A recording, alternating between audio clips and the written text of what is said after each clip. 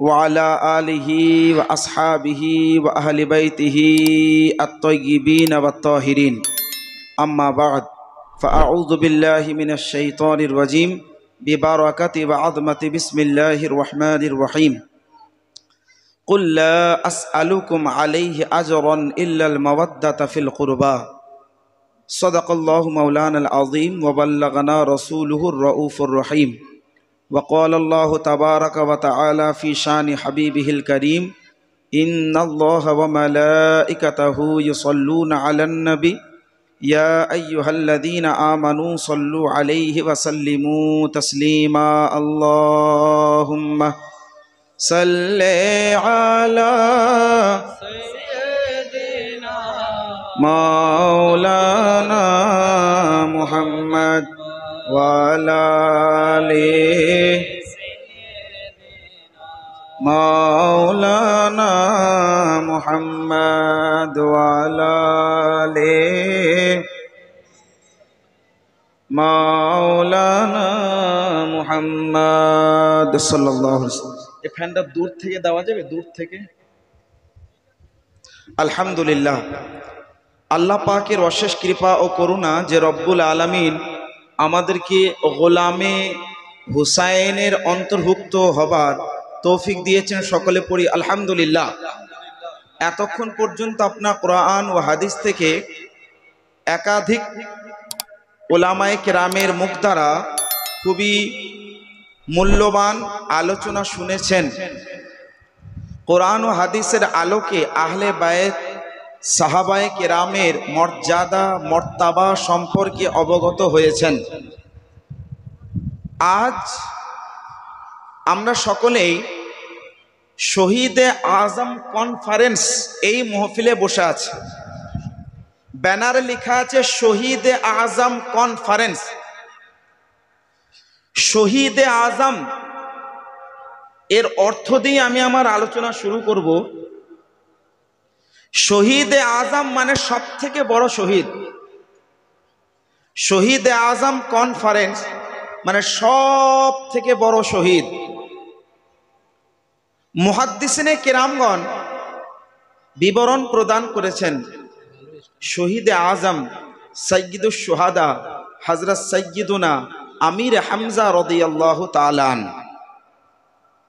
এবং কারবালা সংগঠিত হবার পর কিয়ামতের আগে মুহূর্ত পর্যন্ত মুসলমানের হৃদয়ে, মুসলমানের এলাকায়, আনাচে কানাচে সব জায়গায় ইমামে আলী মাকাম সাইয়্যিদুশ শুহাদা ইমামে হুসাইনে পাক রাদিয়াল্লাহু তাআলা আনহুর নাম পরিচিত ও প্রসিদ্ধ।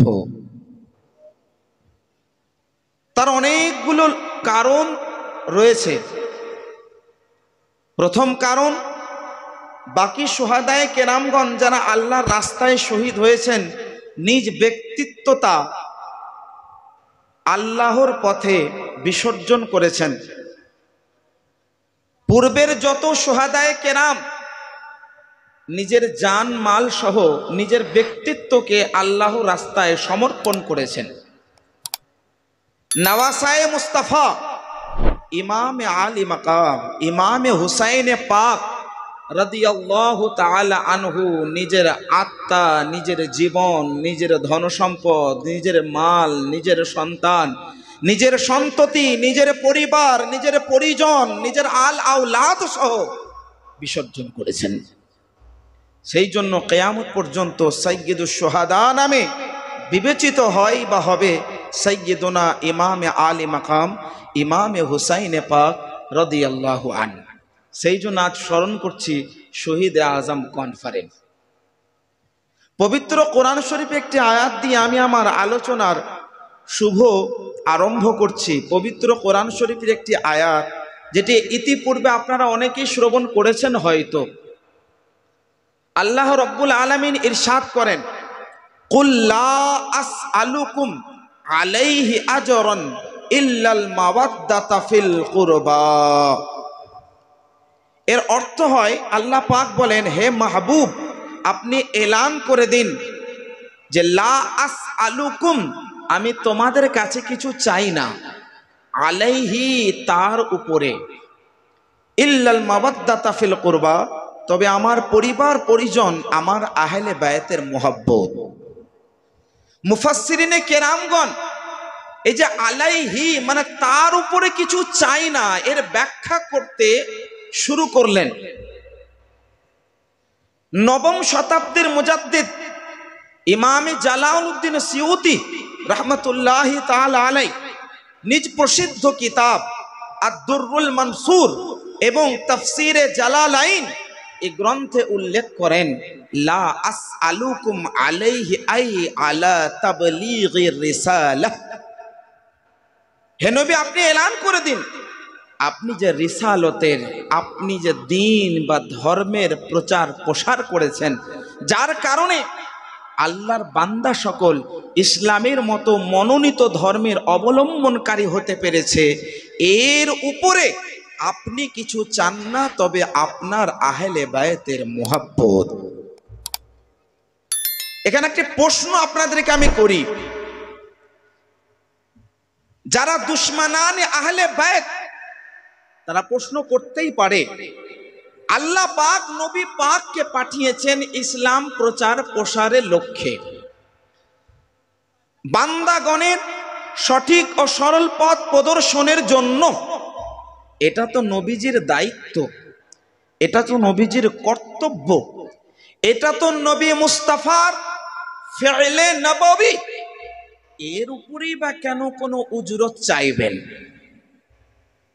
यानी जब अल्लाह ने अपने महबूब को दीन की तबलीग के लिए ही भेजा है, तो उसके ऊपर उजरत क्यों तलब करेंगे? আমরা যে অনেকবার এই প্রশ্নটা করি বা আলোচনাটা করি যে আল্লাহ বলেছেন নবী মুস্তাফা কিছু চান না, তবে মুহাব্বত আহলে বায়াতের প্রেম প্রীতি চান। তো দুশমন যারা তারা প্রশ্ন করতেই পারে, নবীর দায়িত্ব ও কর্তব্য হলো দিন প্রচার, তাহলে তার উপরে উজরত চাইবেই বা কেন? তোমরা যে বড় বড় মুখ করে বলো আমাদের নবী কিছু চাই না, তবে আহলে বায়াতের মুহাব্বত, তো আহলে বায়াতের মুহাব্বত চাই কেন চাইবেন? এটা তো নবী মুস্তাফার কাজ, নবীজির কার্যাবলী, নবীজির দায়িত্ব। এই দুশমনদের কথাগুলো যুক্তিযুক্ত হয়, কিন্তু তারা ভাবে সব জিনিসে খালি লজিক থাকে, তারা ভাবে সব জিনিস লজিক দ্বারাই বোঝা সম্ভব। উত্তর শুনুন, আল্লাহর রাসূল সাল্লাল্লাহু আলাইহি সাল্লাম এই আয়াতের ব্যাখ্যায় মুফাসসিরে আযমে কুরআন হযরত আব্দুল্লাহ ইবনে আব্বাস রাদিয়াল্লাহু তাআলা আনহুমা কি বলেছেন আগে ওইটা বলি, তারপরে লজিক দিয়ে উত্তর দেব। ইমাম ফখরুদ্দিন রাজি তাফসিরে কবিরের মধ্যে, তাফসিরে বাগাবীর মধ্যে, তাফসিরে খাজিনের মধ্যে এই ব্যাখ্যাখানা বিদ্যমান।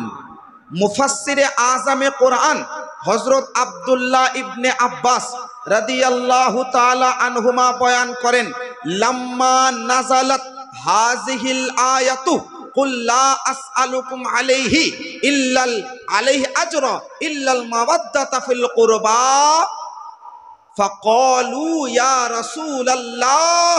যখন আয়াতটা নাজিল হলো তো সাহাবীরা আল্লাহর নবীর দরবারে আরজ করলেন, মান করাবাতুকা হাউলা ইল্লাযিনা ওয়াজাবাত আলাইনা মাওয়াদ্দাতুহুম। হে আল্লাহর নবী, ওইসব ব্যক্তি কারা যাদের মোহাব্বত আল্লাহ আমাদের উপরে ওয়াজিব করেছে? কোরআনের আয়াত থেকে তো বোঝা যাচ্ছে এমন কিছু ব্যক্তিত্ব আছে যাদের মোহাব্বত আমাদের উপর ওয়াজিব। তো সাহাবীরা আমাদের তরফ থেকে জিজ্ঞাসা করেই নিলেন, ইয়া রাসূলুল্লাহ, ওইসব ব্যক্তি কারা যাদের ভালোবাসা আমাদের জন্য ওয়াজিব? আল্লাহ রসুল বলেন, কল আলিয়ুন ওয়া ফাতিমাতু ওয়া ইবনাহুমা। সে হলো মাওলায়ে কায়নাত হযরতে আলী, ফাতিমাতু জাহরা बिनते मुस्तफा और इमाम हसन हुसैन। यानी सहाबाए किराम की तफसीर से पता चलता है कि अहले बैते पाक की मोहब्बत अल्लाह ने वाजिब करार दी है। এবার যে প্রশ্ন হয়েছিল যে আল্লাহর নবী নিজের দায়িত্ব পালনে উজরত বা কেন চাইবে, এর উত্তর শুনুন। বুখারী শরীফ কিতাবুল ঈমান, মুসলিম শরীফ আল্লাহর রাসূল সাল্লাল্লাহু আলাইহি সাল্লামের হাদিস খানা বিদ্যমান। আল্লাহর নবী বলেন, লা ইউমিনু আহাদুকুম হাত্তা আকুনা আহাব্বা ইলাইহি মিন ওয়ালিদিহি ওয়া ওয়ালাদিহি, তোমরা অতক্ষণ অবধি মুমিন হতে পারবে না যতক্ষণ অবধি আমি তোমাদের কাছে তোমার পিতা তোমার আল আওলাদের চাইতে আমি প্রিয় না হয়ে যাব। অপর হাদিস শরীফে আল্লাহর রাসূল সাল্লাল্লাহু আলাইহি সাল্লাম ইরশাদ করেন, ফামান আহাব্বাহুম ফাবিহুব্বি আহাব্বাহুম ওয়া মান আবগাদাহুম ফাবিবুগদি আবগাদাহুম, যারা আহলে বায়ত ও সাহাবায়ে কেরামের মুহাব্বত আমার ভালোবাসার জন্য করলো, তারা যেন আমাকেই ভালোবাসলো। অপর একটি হাদিস শরীফে আল্লাহর রাসূলের হাদিস দ্বারা বোঝা যায় যে আহলে বায়তের মুহাব্বত ওয়াজিব। এবার আমি উত্তরটা দিই। যারা প্রশ্ন করে নবীজি নিজের দায়িত্ব পালনেই বা কেন উজরত চাইবে, আমি বলি নবী কোনো উজরত চাই নাই। আহলে বায়তের মুহাব্বতটা কোনো উজরত নয় বাপজি। আহলে বায়তের মুহাব্বত আল্লাহ আমাদের উপরে আগেই ওয়াজিব করে দিয়েছেন। যে কাজটা আগে থেকে ওয়াজিব ছিল, আল্লাহর নবী ওটা রিপিট করে প্রাধান্য দেওয়ার জন্য বলে দিলেন, ইল্লাল মাওয়াদ্দাতা ফিল কুরবা, অর্থাৎ আমার আহলে বায়তের মুহাব্বতটুকু আমি চাই। আজ যে মাহফিলটা আমরা করছি, মাহফিলের মধ্যে আহলে বায়তে পাকের মুহাব্বত প্রকাশ এবং প্রদর্শন করার জন্যই তো নাকি? এই যে আহলে বায়তের মুহাব্বত প্রকাশের জন্য আজকে আমরা দণ্ডায়মান। আহলে বায়ত সম্পর্কে জানার জন্য আমি আলোচনা আগে বাড়াবো, তার আগে কারবালাকে বোঝার জন্য ইমামে আলী মাকাম রাদিয়াল্লাহু তাআলা আনহুর শহীদ হওয়ার ঘটনা বোঝার আগে আল্লাহর নবীর ওয়াফাতটা বুঝতে হবে। चूंकि आज के दौर में कुछ लोग एतराज करते हैं और सहाबाए किराम और अहले बैत पाक के दरमियान इख्तिलाफ को जाहिर करते हैं।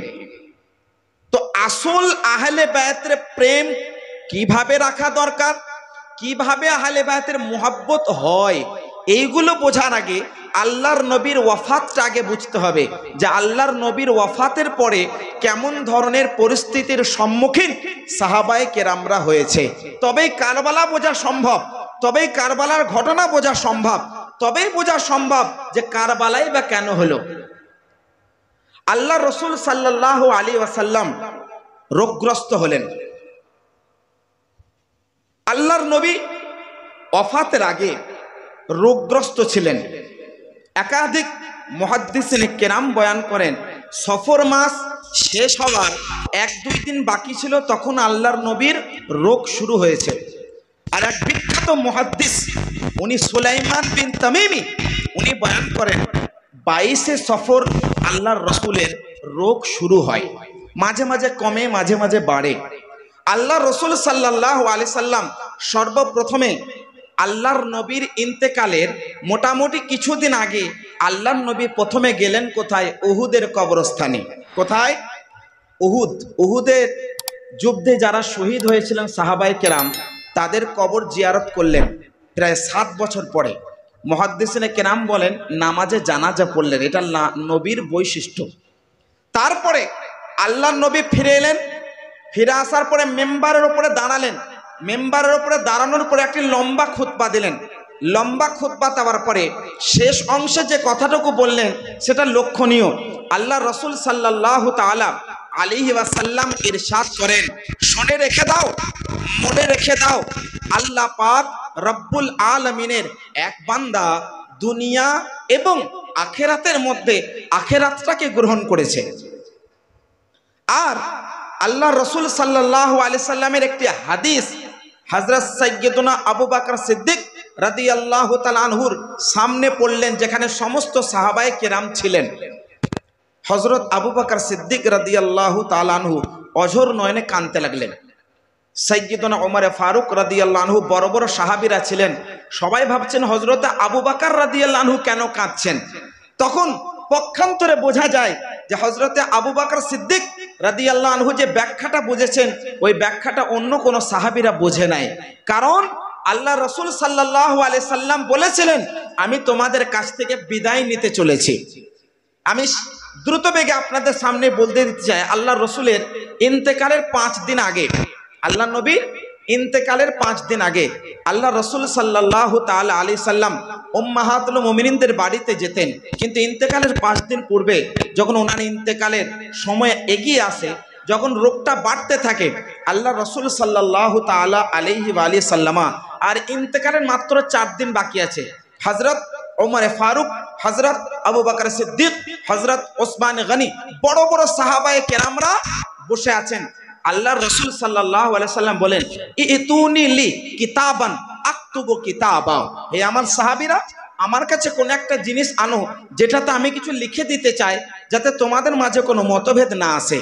সাইয়্যিদুনা ওমর ফারুক রাদিয়াল্লাহু তাআলা আনহু বলেন যে অন্যান্য সাহাবীদেরকে, যে না, আল্লাহর নবীর এই মুহূর্তে রোগ বেড়ে গেছে, এই মুহূর্তে আল্লাহর নবীকে কোনো কষ্টের কাজ দিও না, বরং আমাদের কাছে কোরআন শরীফ আছে, এটাই আমাদের জন্য যথেষ্ট।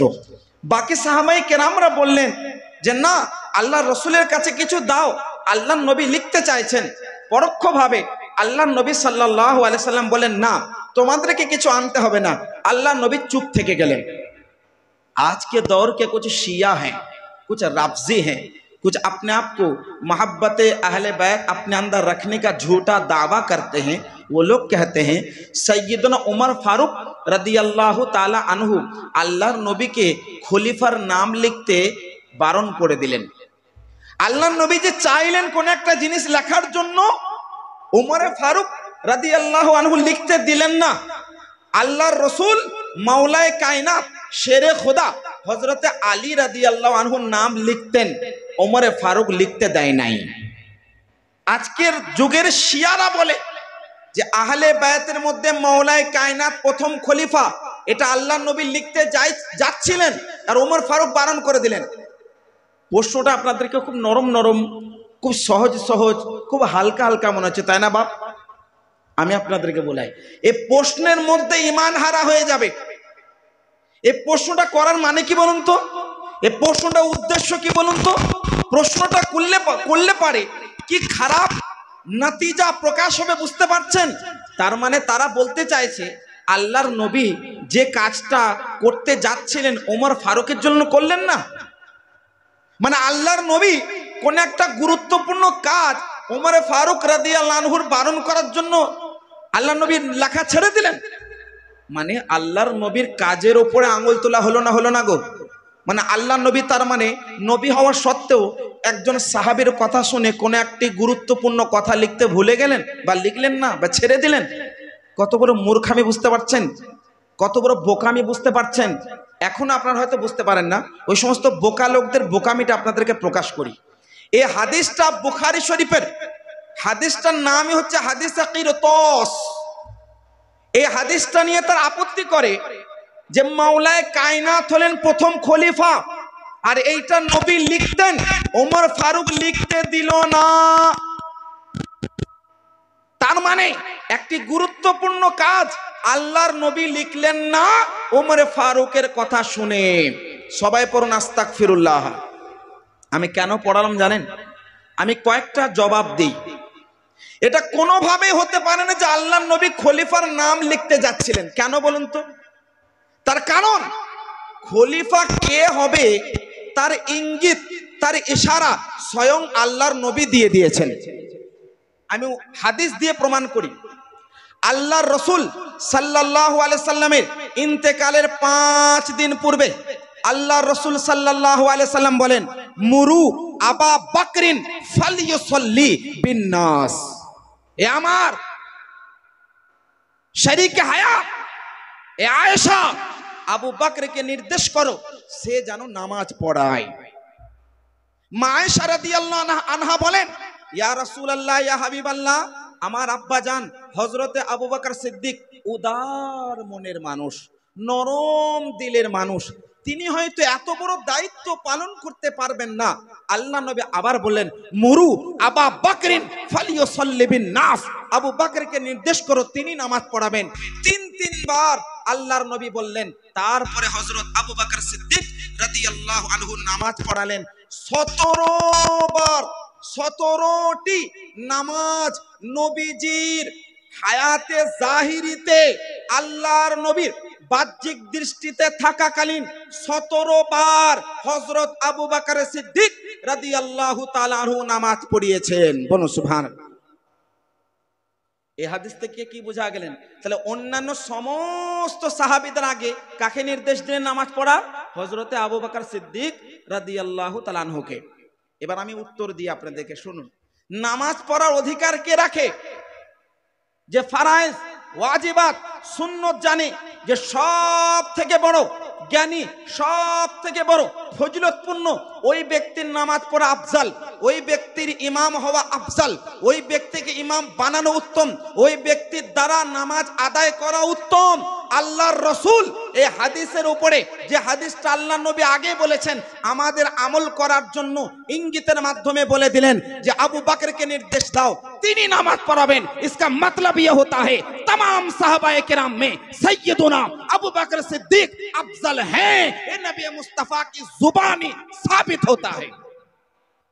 কারণ বড় বড় সাহাবায়ে কেরামের উপস্থিতিতে আল্লাহর নবী হযরত আবু বকর সিদ্দিক রাদিয়াল্লাহু তাআলা আনহুকে নামাজ পড়ার নির্দেশ দিলেন। 2 নম্বর দলিল শুনুন, মুসলিম শরীফের হাদিস।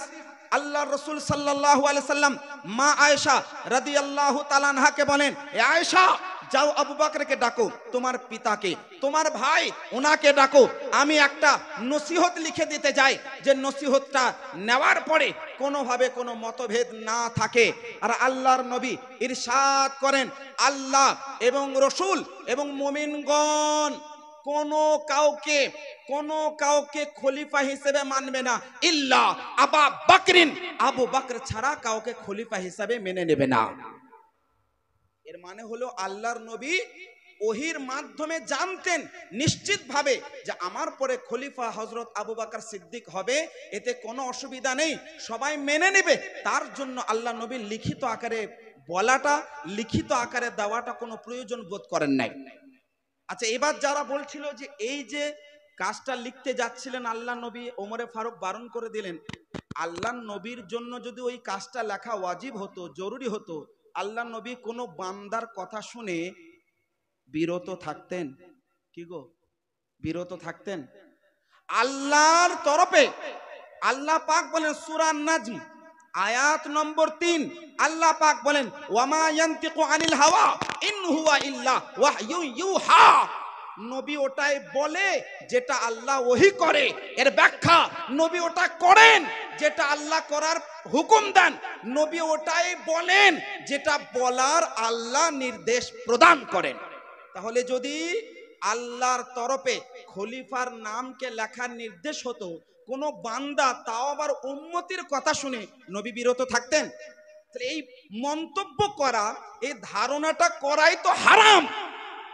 मैं चैलेंज करता हूं तमाम राफजियों को, तमाम शियों को, ये जो तुम सवाल करते हो कि सैयदना अबू बकर सिद्दीक ने खिलाफत को छीन लिया, उमर फारूक ने खिलाफत को छीन लिया, उमर फारूक ने अल्लाह के नबी को खलीफा का नाम लिखने से रोक लिया। अरे बेवकूफ, तुम्हारा ये कहना हराम है, क्योंकि किसी बंदे के कौल की बुनियाद पर मुस्तफा जान रहमत सल्लल्लाहु अलैहि वसल्लम कोई अहम काम से बाज नहीं आते थे। अच्छा, কোরআন শরীফের আয়াত সূরা মাইদা, আল্লাহ পাক বলেন, আল ইয়াউমা আকমালতু লাকুম দীনাকুম ওয়া আতমামতু আলাইকুম নি'মাতি ওয়া রাদিতু লাকুমুল ইসলাম দীনা। আল্লাহ বলেন, হে মাহবুব, আমি আপনার উম্মতির জন্য, আপনার জন্য আপনার দিনকে পরিপূর্ণ করে দিয়েছি। তো কোরআনে আল্লাহ বলেই দিলেন যে আমাদের জন্য ইসলাম ধর্মের যাবতীয় আহাম গুরুত্বপূর্ণ কাজকে আল্লাহ পরিপূর্ণ করে দিয়েছেন। তাহলে কোনো আহাম কাজ থাকলে তো নবী বলতেন। উত্তর পেলেন গো বাপ? আমি এই দিকে একটু সময়ের জন্য নিচ্ছি যাতে কারবালা বুঝতে সুবিধা হয়। এইগুলো পেছনের কথা না জানলে ডাইরেক্ট কারবালায় গেলে ওই সঙ্গে সঙ্গে সাইয়্যিদুনা আমিরে মুয়াবিয়া অমক, অমক সাহাবী অমক, তমক সাহাবী অমক, ভিন্ন ভিন্ন কুবাক্য প্রয়োগ করে। তো পেছনটাকে বুঝতে হবে বাপ। ওয়াফাতে নবীর সময় কি কি ঘটেছে, কেন মতভেদ সৃষ্টি হয়েছে, কেন ইখতিলাফ হয়, এটা জানতে হবে। আমি আপনাদেরকে আরেকটি কথা বলে দিই। আল্লাহর রসুল সাল্লাল্লাহু তাআলা আলাইহি ওয়াসাল্লামের জন্য বলা হয় যে উনি খলিফার নাম লিখতে যাচ্ছিলেন, উনি বিরত থেকে গেলেন উমর ফারুকের নাম শুনে বা ওনার বারণ করাতে। এর উত্তর কি দিলাম? কোরআনের আয়াত। আল্লাহ বলেন ধর্ম পরিপূর্ণ হয়ে গেছে। তাহলে ধর্ম যখন পরিপূর্ণ হয়ে গেছে, এইটা কোনো গুরুত্বপূর্ণ কথা ছিল না যেটা লিখতেন। তাহলে মোট কথা, আচ্ছা আমি মেনেই নিলাম যদি কোনো খলিফার নামই লিখতেন, এটা কিভাবে প্রমাণ হয় যে মাওলায়ে কায়নাতের নাম লিখতেন? এটাও তো বলতে পারি হযরত আবু বকর সিদ্দিক রাদিয়াল্লাহু আনহুর নাম লিখতেন। যদি কেউ লজিক লাগায়, अरे बेवकूफ तुम्हें कैसे पता चला कि मौलाए कायनात का ही नाम लिखने वाले थे? अल्लाह के नबी ने तो इशारतन कह दिया है, मुरु अबा बकरिन फलयुसल्लि बिन्नास, नमाज पढ़ाने वाला कौन है? वह जाते अबू बकर है। जब ये ऐलान फरमा दिया है तो तुम्हें कैसे पता चला कि खलीफा का नाम लिखने वाले थे मौलाए कायनात का? यह भी तो हो सकता था कि सिद्दीक अकबर का नाम लिखने वाले थे। আচ্ছা যদি লিখতেনি, আমাদের জবাব শুনুন। আমাদের জবাব হলো হয়তো আল্লাহ পাক আগে নির্দেশ দিলেন যে নাম লিখুন, হয়তো আল্লাহ পাক পরে নির্দেশ দিলেন ইয়া রাসূল, হে আমার হাবিব আর আপনাকে লিখতে হবে না। কারণ যদি আল্লাহর নির্দেশ হতো নবী মুস্তাফা অবশ্যই ওই কাজটা করতেন। আচ্ছা আমি শেষ পর্যায়ে যাই। আল্লাহ রাসূল সাল্লাল্লাহু আলাইহি সাল্লামের এবার ওয়াফাত হয়ে গেল। আল্লাহ নবীর ওয়াফাত হয়ে গেল। আল্লাহ নবী যখন ওফাত হচ্ছে, মা আয়েশা রাদিয়াল্লাহু আনহা এটাকে নিজের হাদিসের মাধ্যমে বয়ান করেন। মুসনাদে আহমদ ইবনে হাম্বল, ওনার লেখা কিতাব মুসনাদে আহমদ ইবনে হাম্বলের মধ্যে লিপিবদ্ধ আছে।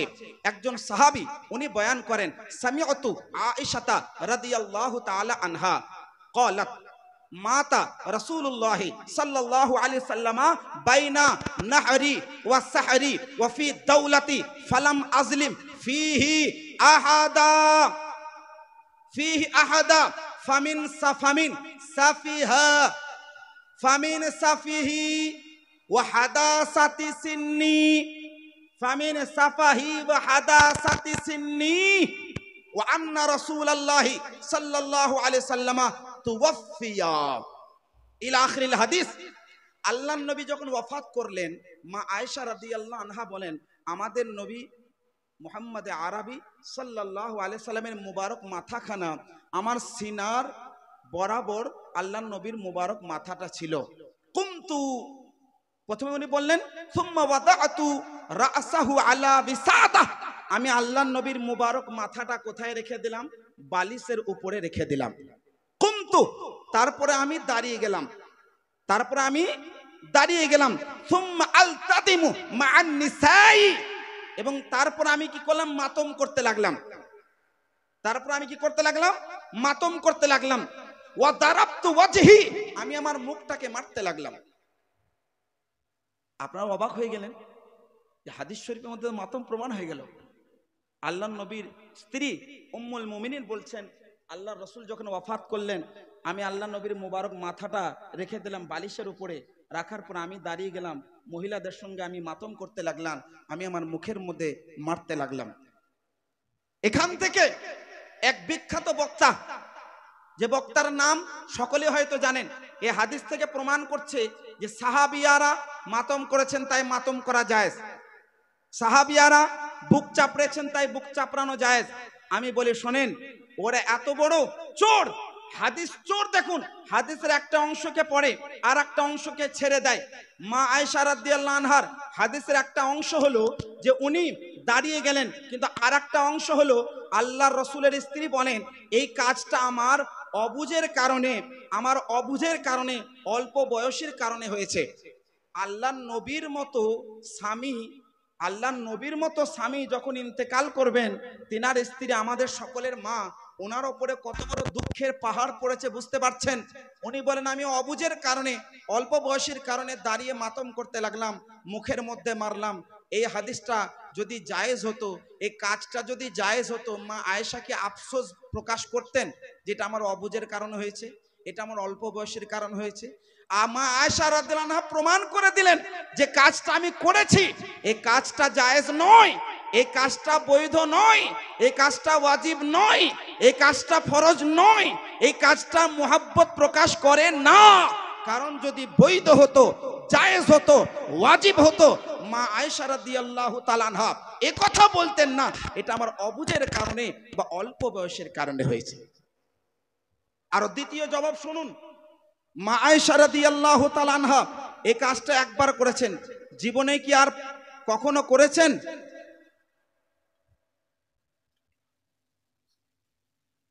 আচ্ছা, আমি প্রশ্নোত্তর পর্ব রাখবো বক্তব্য শেষে, এটা রেখে দাও। প্রশ্নোত্তর পর্ব যখন শুরু হবে তখন ধরিয়ে দিও, ইনশাআল্লাহ উত্তর দেব। তো মা আয়েশা রাদিয়াল্লাহু আনহা কি প্রতি বছর করেছেন? মানে প্রত্যেক 12 রবিউল আউয়াল শরীফে এই কাজটা করেছেন? না, করেন নাই। যদি প্রত্যেকবারে করতেন তাহলে নয় প্রমাণ হতো যেটা জায়েজ। সেইবারে উনি দুঃখের কারণে, অবুঝের কারণে কাজটা করে ফেলেছেন, সুতরাং এই কাজটাকে দলিল হিসেবে গ্রহণ করা বৈধ না। এক। দুই নম্বর, মা আয়েশা রাদিয়াল্লাহু আনহা জীবনে 2500-এর বেশি হাদিস বয়ান করেছেন। কত হাজার? 2500-এর বেশি হাদিস বয়ান করেছেন। মানে সাহাবিয়াদের মধ্যে, স্ত্রীদের মধ্যে সব থেকে বেশি হাদিস বর্ণনাকারী মা আয়েশা রাদিয়াল্লাহু আনহা। অন্য কোন হাদিসে মাতমের বিবরণ নাই। 3 নম্বর জবাব শুনুন, আল্লাহ রাসূল সাল্লাল্লাহু তাআলা আলাইহি ওয়াসাল্লামের একটি হাদিসই রয়েছে, আল্লাহ রাসূল সাল্লাল্লাহু তাআলা আলাইহি ওয়াসাল্লামের সম্পর্কে সাহাবায়ে কেরাম রিদওয়ানুল্লাহি তাআলা আলাইহিম আজমাইন বলেন, নাহা রাসূলুল্লাহি সাল্লাল্লাহু আলাইহি সাল্লামা আনিল মারাথি, আল্লাহর নবী মাতম মরসিয়া থেকে বারণ করেছেন। যাই হোক, এই প্রশ্নের দিকে আমি লম্বা যাব না, আমি শেষের দিকে যে আল্লাহর নবী যখন ওয়াফাত হয়ে গেল সব থেকে বড় মতভেদ শুরু হয়। কি মতভেদ শুরু হয়? যে আল্লাহর নবীকে গোসল দেওয়াবো কি দেওয়াবো না। অনেকে চিন্তা করছেন হুজুর কারবালা শুরু হচ্ছে না কেন, তাই তো একটু সময় নিচ্ছি, কারবালা পর্যন্ত যাওয়ার আগে এগুলো বুঝতে হবে। মতভেদ শুরু হয়ে গেল যে আল্লাহর নবীকে গোসল দেওয়াবো না দেওয়াবো না। সাহাবায়ে কেরামের মধ্যে হযরত আব্দুল্লাহ ইবনে আব্বাস রাদিয়াল্লাহু আনহুমা বয়ান করেন, একটি গায়েবী আওয়াজ এলো। গায়েবী আওয়াজ আসার পরে সে গায়েবী আওয়াজে বলছে যে লা তাকসিলু, লা তাকসিলু, আল্লাহর নবীকে গোসল দিও না, আল্লাহর নবী তো এমনই পাক, এমনই পবিত্র। তো অনেক সাহাবীরা মতভেদ করলেন যে ওনাকে গোসল দিতে হবে না। আর অনেক সাহাবী, তার মধ্যে হযরত আব্দুল্লাহ ইবনে আব্বাস রাদিয়াল্লাহু আনহুমা মুফাসসির আযমে কোরআন, উনি বলেন গোসল দেওয়া হচ্ছে সুন্নতে নবী, সুন্নতে মুস্তাফা। এত বড় একটি গুরুত্বপূর্ণ কাজ, এমন একটি অচেনা আওয়াজের কারণে আমরা ছেড়ে দিতে পারি না। আওয়াজটা কোথা থেকে এলো, কে দিল, আমরা কিছুই জানি না। সুতরাং অচেনা একটি আওয়াজের উপর আমল করে এত বড় কাজকে আমরা ছাড়তে পারি না। কিছুক্ষণ পর আরেকটি আওয়াজ আসছে, আপনি নবী কো গুসল দো, मैं খিজির বল রাহা হুঁ। হযরত খিজির আলাইহিস সালামের আওয়াজে বলা হলো তোমাদের নবীকে গোসল দাও। সবাই মেনে নিলেন যে আল্লাহ নবীকে গোসল দেওয়া হোক। আবার একটা মতভেদ শুরু হলো, আল্লাহর নবীকে কাপড় পরা অবস্থায় গোসল দেব না কাপড় খুলে। আওয়াজ এলো যে না, আল্লাহ রাসূলকে বিনা কাপড়ে নয়, কাপড় অবস্থাতে আল্লাহর নবীর গোসল দেওয়া হোক। তারপর একটা বড় মতভেদ যেটা শুরু হলো সেটা হচ্ছে এই, তার আগে আমি একটু পিছিয়ে যাই। আল্লাহ নবীর ওয়াফাতের পরে সাহাবীদের অবস্থা কি ছিল জানেন? বড় সাহাবী মাওলায়ে কায়নাত শেরে খোদা হযরতে আলী রাদিয়াল্লাহু আনহু বসেই থেকে গেছেন, উঠছেই না, চিন্তায় দুঃখে। হযরত উসমানে গনি রাদিয়াল্লাহু তাআলা আনহু, ওনার মুখ দিয়ে কথাই বেরোচ্ছে না, দুঃখে, কষ্টে, যন্ত্রণায়, বেদনায়। শেরে খোদা মাওলায়ে কায়নাত বসে আছেন। হযরত উমরে ফারুক রাদিয়াল্লাহু আনহু তলোয়ারকে নিয়াম থেকে বের করে মদিনার আনাচে কানাচে ঘুরছেন আর বলছেন, যে কে বলবে, जो कोई कहेगा कि नबी मर गया, नबी का इंतकाल हो गया, मैं उसकी गर्दन उसके धड़ से जुदा कर दूंगा। এদিকে হযরত আবু বকর সিদ্দিক রাদিয়াল্লাহু তাআলা আনহু খবর পাওয়ার পরে বললেন, ওয়া মুহাম্মাদা, দৌড়ে এলেন, আসার পরে মা আয়েশা রাদিয়াল্লাহু আনহার হুজরায় গেলেন, আল্লাহর রাসূলের মুবারক পেশানিটা খুললেন, চুম্বন করলেন। চুম্বন করার পরে হযরত আবু বকর সিদ্দিক রাদিয়াল্লাহু তাআলা আনহু দাঁড়িয়ে গেলেন, দাঁড়িয়ে গিয়ে খুতবা দিচ্ছেন। আইয়ুহান নাস, قال الله تعالى في القرآن المجيد وما محمد إلا رسول قد خلت من قبله الرسل أفإن مات أو قتل انقلبتم على أعقابكم ومن ينقلب على عقبيه فلن يضر الله شيئا وسيجزي الله الشاكرين। আবু বকর সিদ্দিক বলেন রাদিয়াল্লাহু আন, মুহাম্মদ নয়, তবে আল্লাহর একজন রসুল, আর ইনার পূর্বে অনেক রসুল এসেছেন যিনারা দুনিয়া থেকে বিদায় নিয়েছেন। হযরত ওমরে ফারুক রাদিয়াল্লাহু তাআলা আনহু বলেন, हम लोगों को ऐसा लगा गोया के कुरान की आयत इससे पहले हमने कभी सुनी ही नहीं थी। হযরত আবু বকর সিদ্দিক রাদিয়াল্লাহু আনহু এমন ভাবে পড়লেন, কারণ এতক্ষণ পর্যন্ত চিন্তা করছিলেন নবীগণ কোনোভাবে ওফাত করতে পারেন না, দুঃখে কষ্টে চিন্তায় সকলের উপরে পাহাড় পড়ে আছে। এই নিয়ে সারাদিন কেটে গেল, সারাদিন কেটে গেল। দ্বিতীয় দিনে সন্ধ্যার পরে আল্লাহর রাসূল সাল্লাল্লাহু আলাইহি সাল্লামের দাফন হয়েছে।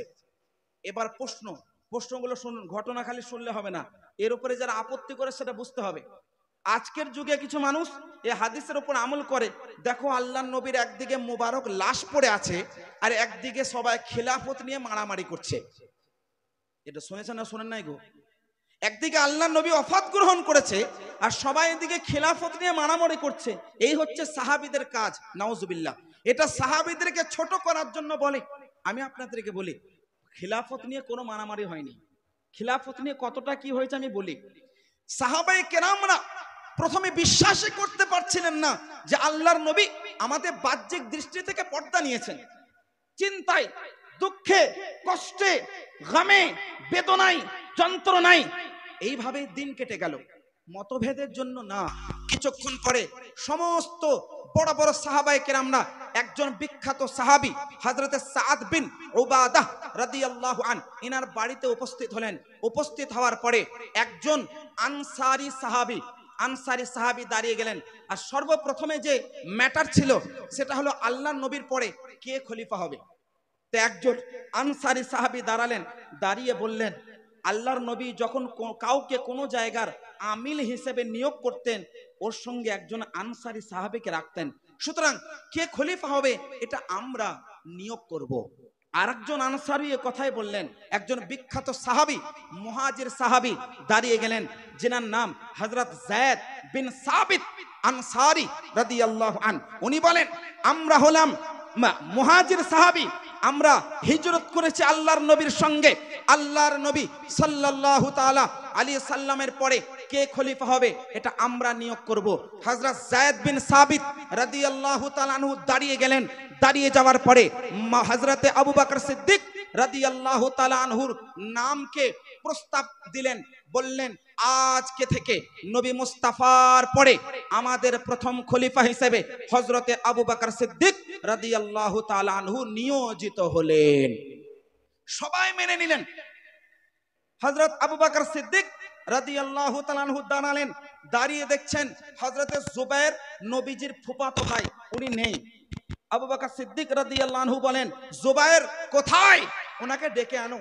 হযরতে জুবায়ের রাদিয়াল্লাহু তাআলা আনহু যখন এলেন, আল্লাহর রাসূলের এই সাহাবী বলেন, আশা করি আপনি ইসলামের মধ্যে মতভেদ চান না, আমি প্রথম খলিফা হিসেবে নিয়োজিত হয়েছি। হযরতে জুবায়ের রাদিয়াল্লাহু তাআলা আনহু বলেন, হুজুর, আপনার প্রথম খলিফা হওয়াতে আমাদের কোনো আপত্তি নেই, আমরা আপনাকে খলিফা হিসেবে মেনে নিলাম। আর একবার হযরত আবু বকর সিদ্দিক দাঁড়িয়ে গেলেন। দাঁড়িয়ে গিয়ে চতুর্দিকে দেখছেন মাওলায়ে কায়নাত, শেরে খোদা, হায়দারে কাররার, ফাতিহে খাইবার রাদিয়াল্লাহু তাআলা আনহু উপস্থিত নেই। হযরতে আবু বকর সিদ্দিক রাদিয়াল্লাহু তাআলা আনহু বলেন, মাওলায়ে কায়নাত কোথায়? ওনাকে আহ্বান করা হোক। মাওলায়ে কায়নাতকে ডাকা হলো, শেরে খোদাকে ডাকা হলো। হযরতে আলী রাদিয়াল্লাহু তাআলা আনহুকে আনহুকে হযরত আবু বকর সিদ্দিক রাদিয়াল্লাহু তাআলা আনহু বলেন, আশা করি আপনি নবীজির চাচতো ভাই, নবীজির জামাই, নবীজির সাহাবী, আপনি একজন বিশিষ্ট সাহাবী। আশা করি আপনি ইসলাম ধর্মে মতভেদ সৃষ্টি করবেন না। আমাকে প্রথম খলিফা হিসেবে নিয়োগ করা হয়েছে, আপনার কি মতামত? মাওলায়ে কায়নাত শেরে খোদার মুবারক জুবান দ্বারা যে বাণীটা বের হয়েছে, সবাই মুহিব্বানে আহলে বাইত, আহলে বাইতের আশিকগণ, আহলে বাইতের প্রেমিকগণ সকলে মনোযোগ দিয়ে শুনবেন, যাতে করে শত্রুদের কথার আপত্তির জবাব দিতে পারেন। মাওলায়ে কায়নাত শেরে খোদা হায়দারে কাররার ফাতেহে খাইবার রাদিয়াল্লাহু তাআলা আনহু বলেন, কদ্দামাকা রাসূলুল্লাহ সাল্লাল্লাহু আলাইহি ওয়াসাল্লাম ফামানিল্লাযী ইউআখিরুক। হে আবু বকর সিদ্দিক, আপনাকে আমার নবী আগে রেখেছেন, কে আছে যে আপনাকে পেছনে রাখবে? ये मौलाए कायनात का जवाब है। अरे जिस जाते सिद्दीक को मुस्तफा ने आगे रखा है, वो कौन है जो जाते सिद्दीक को पीछे रखे? এই জবাব দ্বারা কি পেলেন? যে মৌলায়ে কায়নাত ওনার কাছ থেকে খিলাফতটা হযরত আবু বকর সিদ্দিক কেড়ে নিয়েছেন। আরে বোকার দল, ये तारीखुल खुलाफा का हवाला दे रहा हूं।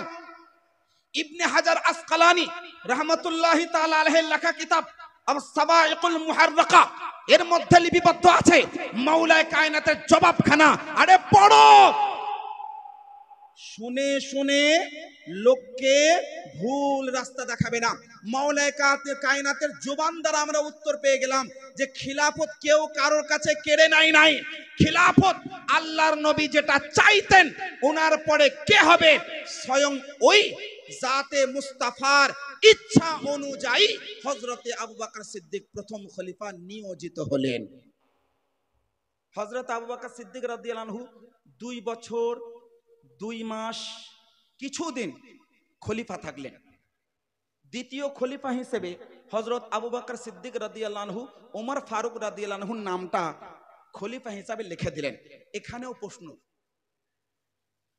আল্লাহর নবী ইন্তেকালের আগে কাউকে খলিফা হিসেবে নাম লেখেন নাই, হযরত আবু বকর লিখে দিলেন, মানে मौलाए कायनातेर खिलाफतটা কেড়ে নিলেন। ये सब सवाल आप लोगों के कानों में नहीं आता है, आप लोग भी तो सुने होंगे ना। এই ধরনের প্রশ্ন তো আপনারাও শুনেছেন যে হযরত আবু বকর সিদ্দিক ওমর ফারুকের নামটা লিখে দিলেন, পরিচিত সাহাবী मौलाए कायनातेर কাছ থেকে খিলাফতটা কেড়ে নিল। নাউজুবিল্লাহ, কথা বুঝতে পারছেন? আর এই কাজটা করা হচ্ছে হারাম। কে বলছে এটা? আজকের যুগে দুশমনে আহলে বাইত। তারা কি বলছে? আল্লাহর নবী যখন কারোর নাম লেখে নাই, হযরত আবু বকর লিখলেন, মানে নবীর বিরোধিতা করলেন। সকলে পড়ুন আস্তাগফিরুল্লাহ। এর 3টে জবাব আমি দেব।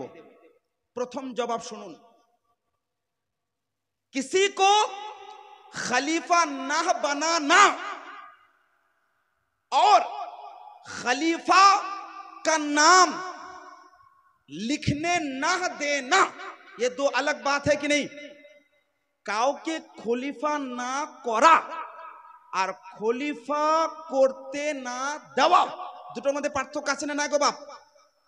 হ্যাঁ?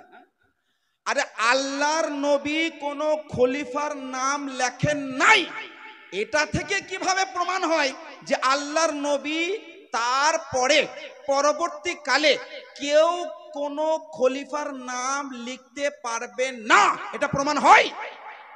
बेवकूफ को कौन समझाएगा कि अल्लाह के नबी ने खलीफा का नाम नहीं लिखा, इसका मतलब तो ये नहीं ना कि अल्लाह के नबी ने मना भी फरमा दिया हो कि खलीफा का नाम ना लिखा जाए। কথাটা বুঝতে পেরেছেন? সুতরাং এটা সুন্নত বিরোধী হলো? সুন্নত বিরোধী কোনোভাবে হয়নি। আর দ্বিতীয় জবাবটা খুব কড়া জবাব বাপ, মনোযোগ দিয়ে শুনবেন আর মনে রাখবেন। দ্বিতীয় জবাব কি? তারা বলে আল্লাহর নবী হয়ে যখন ওনার পরে কে খলিফা হবে নামটা লেখে নাই, তো হযরত আবু বকর সিদ্দিক কেন লিখলো? কথা বুঝতে পারছেন? আমি বলবো, আরে বেওকুফ, তোমার সওয়ালটাই তো ভুল, তোমার সওয়ালটাই ভুল। কেন? তোমাদের তো দাবি যে মাওলায়ে কায়নাতই নাকি আল্লাহর নবীর পরে প্রথম খলিফা, এটা নবী বলেছেন। এটা তোমাদের দাবি কি দাবি নয়? তাদেরকে বলুন। তারা বলবে হ্যাঁ দাবি। তো তোমরা যখন বলছো যে আল্লাহর নবীর পরে খলিফা মাওলায়ে কায়নাতি, আর তোমরা আবার কিভাবে বলছো যে আল্লাহর নবী কোনো খলিফার নাম লেখেনি, আবু বকর সিদ্দিক কেন লিখলো? তা তুমি মানো আগে যে আল্লাহর রাসূল সাল্লাল্লাহু আলাইহি ওয়াসাল্লাম মাওলায়ে কায়নাতকে প্রথম খলিফা করেন নাই। কথা বুঝতে পেরেছেন? আর আমাদের জবাব হলো, আল্লাহর নবী যে কাউকে খলিফা করেন নাই কে বলল? আল্লাহর নবী ওফাতের পরে প্রথম খলিফা হিসেবে আবু বকর সিদ্দিক রাদিয়াল্লাহু আনহুকে নিয়োগ করেছেন। এটা ইশারায়, কিনায়ায় এবং ইঙ্গিতের মাধ্যমে নামাজের হুকুম দেওয়ার কারণে, ওই হাদিসটার কারণে যেটা মুসলিম শরীফের মধ্যে আছে। আল্লাহর নবী স্পষ্টভাবে বলেন, এ আয়েশা তোমার বাবাকে ডাকো, এ আয়েশা তোমার ভাইকে ডাকো, আমি একটা নসিহতনামা লিখে দিতে চাই যাতে মতভেদ না হয়, এবং আল্লাহ এবং রসুল এবং মুমিনগণরা আবু বকর ছাড়া অন্য কাউকে খলিফা হিসাবে মেনে নেবে না। হয়ে গেল, প্রশ্নটাই ভুল। উত্তর পেয়েছেন গো বাপ? আর 3 নম্বর উত্তরখানা শুনুন। 3 নম্বর উত্তর হলো এই, মাওলায়ে কায়নাতকে জিজ্ঞাসা করা হলো, মিশকাত শরীফের হাদিস। এটা কোন হাদিস? মিশকাত শরীফের হাদিস, বাবু ফাজাইলিস সাহাবা, এই অধ্যায়ের মধ্যে হাদিসখানা আছে। হযরত ওমরে ফারুক, হযরতে আবু বকর সিদ্দিক রাদিয়াল্লাহু তাআলা আনহুমার সম্পর্কে জিজ্ঞাসা করা হলো মাওলায়ে কায়নাতকে, কে হুজুর আল্লাহর নবীর পরে সবথেকে প্রিয় কে? আপনার কি বক্তব্য? মাওলায়ে কায়নাত ইরশাদ করেন, আফদালু আহাদিন মিন্না মিন রাসূলিল্লাহি সাল্লাল্লাহু বাদা রাসূলিল্লাহি সাল্লাল্লাহু আলাইহি সাল্লাম আবু বকরিন সিদ্দিক ওয়া উমারু আল ফারুক। মাওলায়ে কায়নাত বললেন, আমাদের জামানায় আল্লাহর রাসূল সাল্লাল্লাহু আলাইহি সাল্লামের সব থেকে প্রিয়, সব থেকে আফজল সাহাবী হিসেবে আমি মাওলায়ে কায়নাত আবু বকর সিদ্দিককে জানি, তারপরে ওমর ফারুককে জানি। বলুন সুবহানাল্লাহ। তো মাওলায়ে কায়নাত যখন মেনে নিচ্ছেন যে দ্বিতীয় খলিফা হিসেবে ওমর ফারুক উত্তম, তুমি কে রে ভাই? মিথ্যা दावेदार, झूठा दावा करते हो। अरे ये मोहब्बत अली नहीं है, ये नफरत अली है, अदावत अली है। मौलाए कायनात की जुबान से ये बातें निकल रही है कि सबसे अफजल तरीन सहाबी अबू बकर सिद्दीक, उसके बाद उमर फारूक। अच्छा যাই হোক, হযরত উমর ফারুক রাদিয়াল্লাহু আনহু খলিফা হলেন, দ্বিতীয় খলিফা। হযরত উমর ফারুক রাদিয়াল্লাহু আনহু 10 বছর 4 মাস 4 দিন যাবত খলিফা থাকলেন। তৃতীয় খলিফা হিসেবে হযরত উসমান গনি রাদিয়াল্লাহু আনহু নিয়োজিত হলেন। তৃতীয় খলিফাকে হযরত উসমান গনি রাদিয়াল্লাহু আনহু, ইনি 12 বছর খিলাফত করেছেন। কয় বছর? 12 বছর। 12 বছরের মধ্যে 6 বছর খুব ভালোভাবে কাটে, পরের 6 বছর মতভেদের শিকার হন। আর এখান থেকে কারবালার সূচনা হয়। বলবেন কিভাবে হুজুর? আমি প্রমাণ করছি, শুনুন। এই জামানা থেকেই কারবালা কেন্দ্রিক বিষয়গুলোর সূচনা হয়। কিভাবে? হযরত উসমান গনি রাদিয়াল্লাহু তাআলা আনহু তৃতীয় খলিফা হিসেবে যখন নিয়োগ হলেন, 6 বছর কাটার পরে আল্লাহর নবীর এই সাহাবী হযরতে উসমান গনি রাদিয়াল্লাহু আনহু মিশরের একজন গভর্নর বানালেন, যার নাম আব্দুল্লাহ বিন আবি রাবাহ বিন সারাহ। এই ব্যক্তিকে মিশরের গভর্নর বানানো হলো। মিশরের গভর্নর 2 বছর থাকাকালীন ওই ব্যক্তি এত নির্যাতন করত, এত বড় জালিম ব্যক্তি ছিল যে সমস্ত নাগরিকদের উপরে জুলুম করত। তো তারা যখন শিকায়ত বা অভিযোগ করত মদিনা শরীফে, কারণ আমাদের দারুল হুকুমত সেই সময়ে মদিনা ছিল রাজধানী, কথা বুঝতে পারছেন তো। মদিনায় অভিযোগ জানাতে এলেন কিছু ব্যক্তিরা, মিশরের ব্যক্তিদেরকে হত্যা করে দিত। কে? মিশরের গভর্নর।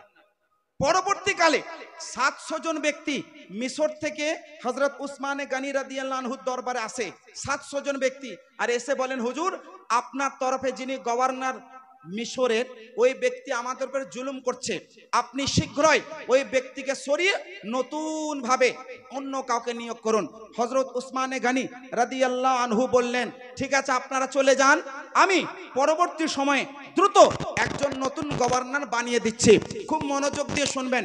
700 জন ব্যক্তি যারা মিশর থেকে এসেছিলেন, তারা মিশরের জন্য রওনা হলেন। রাস্তার মধ্যে দেখছেন একজন গোলাম একটা উটের উপরে চেপে খুব দ্রুত বেগে চলে আসছে। সমস্ত ব্যক্তিরা ভাবলেন ওই ব্যক্তি হয় কোনো মালিকের কাছ থেকে পালিয়ে এসছে, আর না হয় কাউকে খোঁজ করছে। দাঁড় করানো হলো। দাঁড় করানোর পরে জিজ্ঞাসা করা হলো, তুমি কে? বলে আমি উসমান গনি রাদিয়াল্লাহু আনহুর গোলাম। কি এটা? চিঠি। চিঠিতে কি লেখা? হযরত উসমান গনি রাদিয়াল্লাহু আনহুর মোহর লাগানো। আর ওখানে কি লেখা আছে জানেন? ওখানে অনেকগুলো কথা লেখার পরে লেখা আছে ফাহতাল ফি কতলিহিম, অর্থাৎ হযরত উসমান গনির তরফে মিশরের গভর্নরকে লেখা হয়েছে, এই যে 700 জন ব্যক্তি যারা তোমার বিরুদ্ধে আমার কাছে অভিযোগ জানালো, এদের সবাইকে পরিকল্পিতভাবে মেরে দাও, আর তুমি গভর্নর থাকো যতক্ষণ পর্যন্ত নতুন চিঠি না আসবে। আর এখানে কোথাকার মোহর ছিল? কোথাকার? হযরত উসমান গনি রাদিয়াল্লাহু আনহুর। 700 জন ব্যক্তি বিক্ষিপ্ত হয়ে গেলেন। তারা দৌড়ে এসে গভর্নর হাউসকে ঘিরে নিলেন, মদিনার গভর্নর হাউস ঘিরে নিলেন, রাজধানী ঘিরে নেওয়া হলো। কেন? কি হযরত উসমান গনির দরবারে আমরা অভিযোগ করলাম, উনি আবার আমাদেরকে পরিকল্পিতভাবে মেরে ফেলার সাজিশ বা পরিকল্পনা করছেন। বড় বড় সাহাবী হযরত আব্দুল্লাহ ইবনে জুবাইর, আব্দুল্লাহ ইবনে উমর, হযরতে তালহা মাওলায়ে কায়নাত সহ বড় বড় সাহাবীরা গভর্নর হাউসে গেলেন। যাওয়ার পরে হযরত উসমান গনি রাদিয়াল্লাহু আনহুকে বলেন, হুজুর এটা কি ব্যাপার? এই গোলামটা কার? বললেন আমার। এই উটটা কার? বললেন আমার। এই চিঠিটা কার?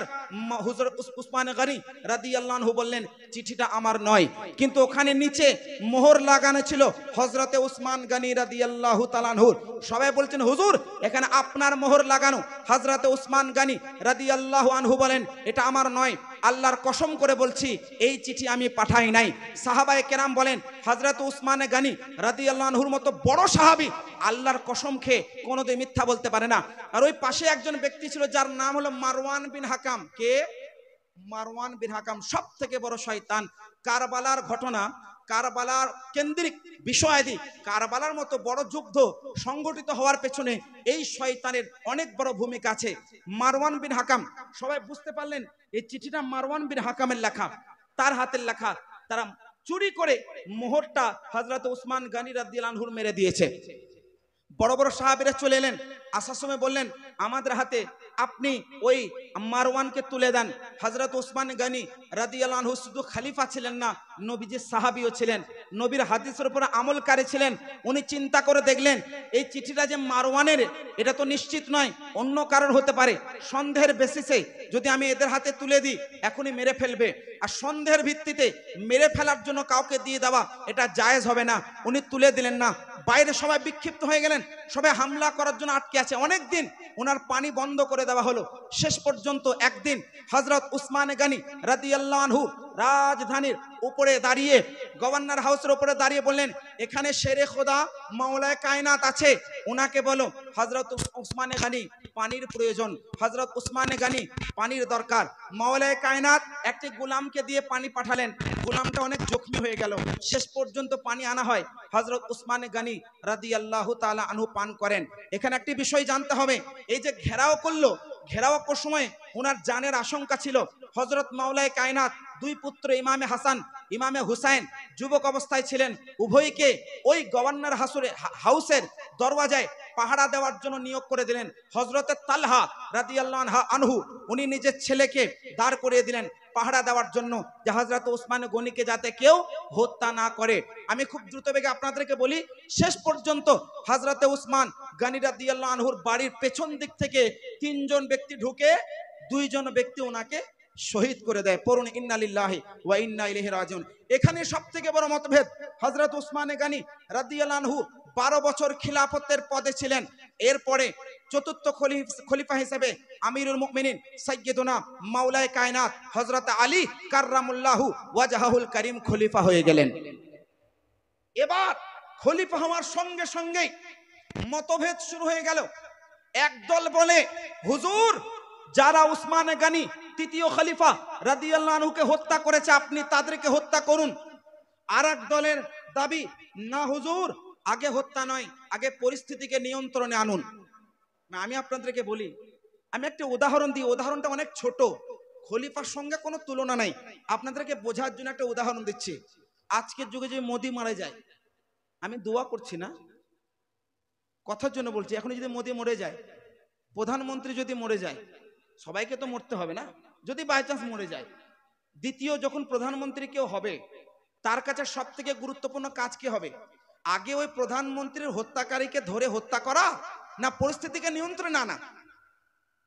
প্রধানমন্ত্রী মরে গেলে পরিস্থিতি কি হবে না বুঝতে পারছেন? বিনা প্রধানমন্ত্রীতে দেশ কেমন ভাবে হবে? কথা বুঝতে পারছেন?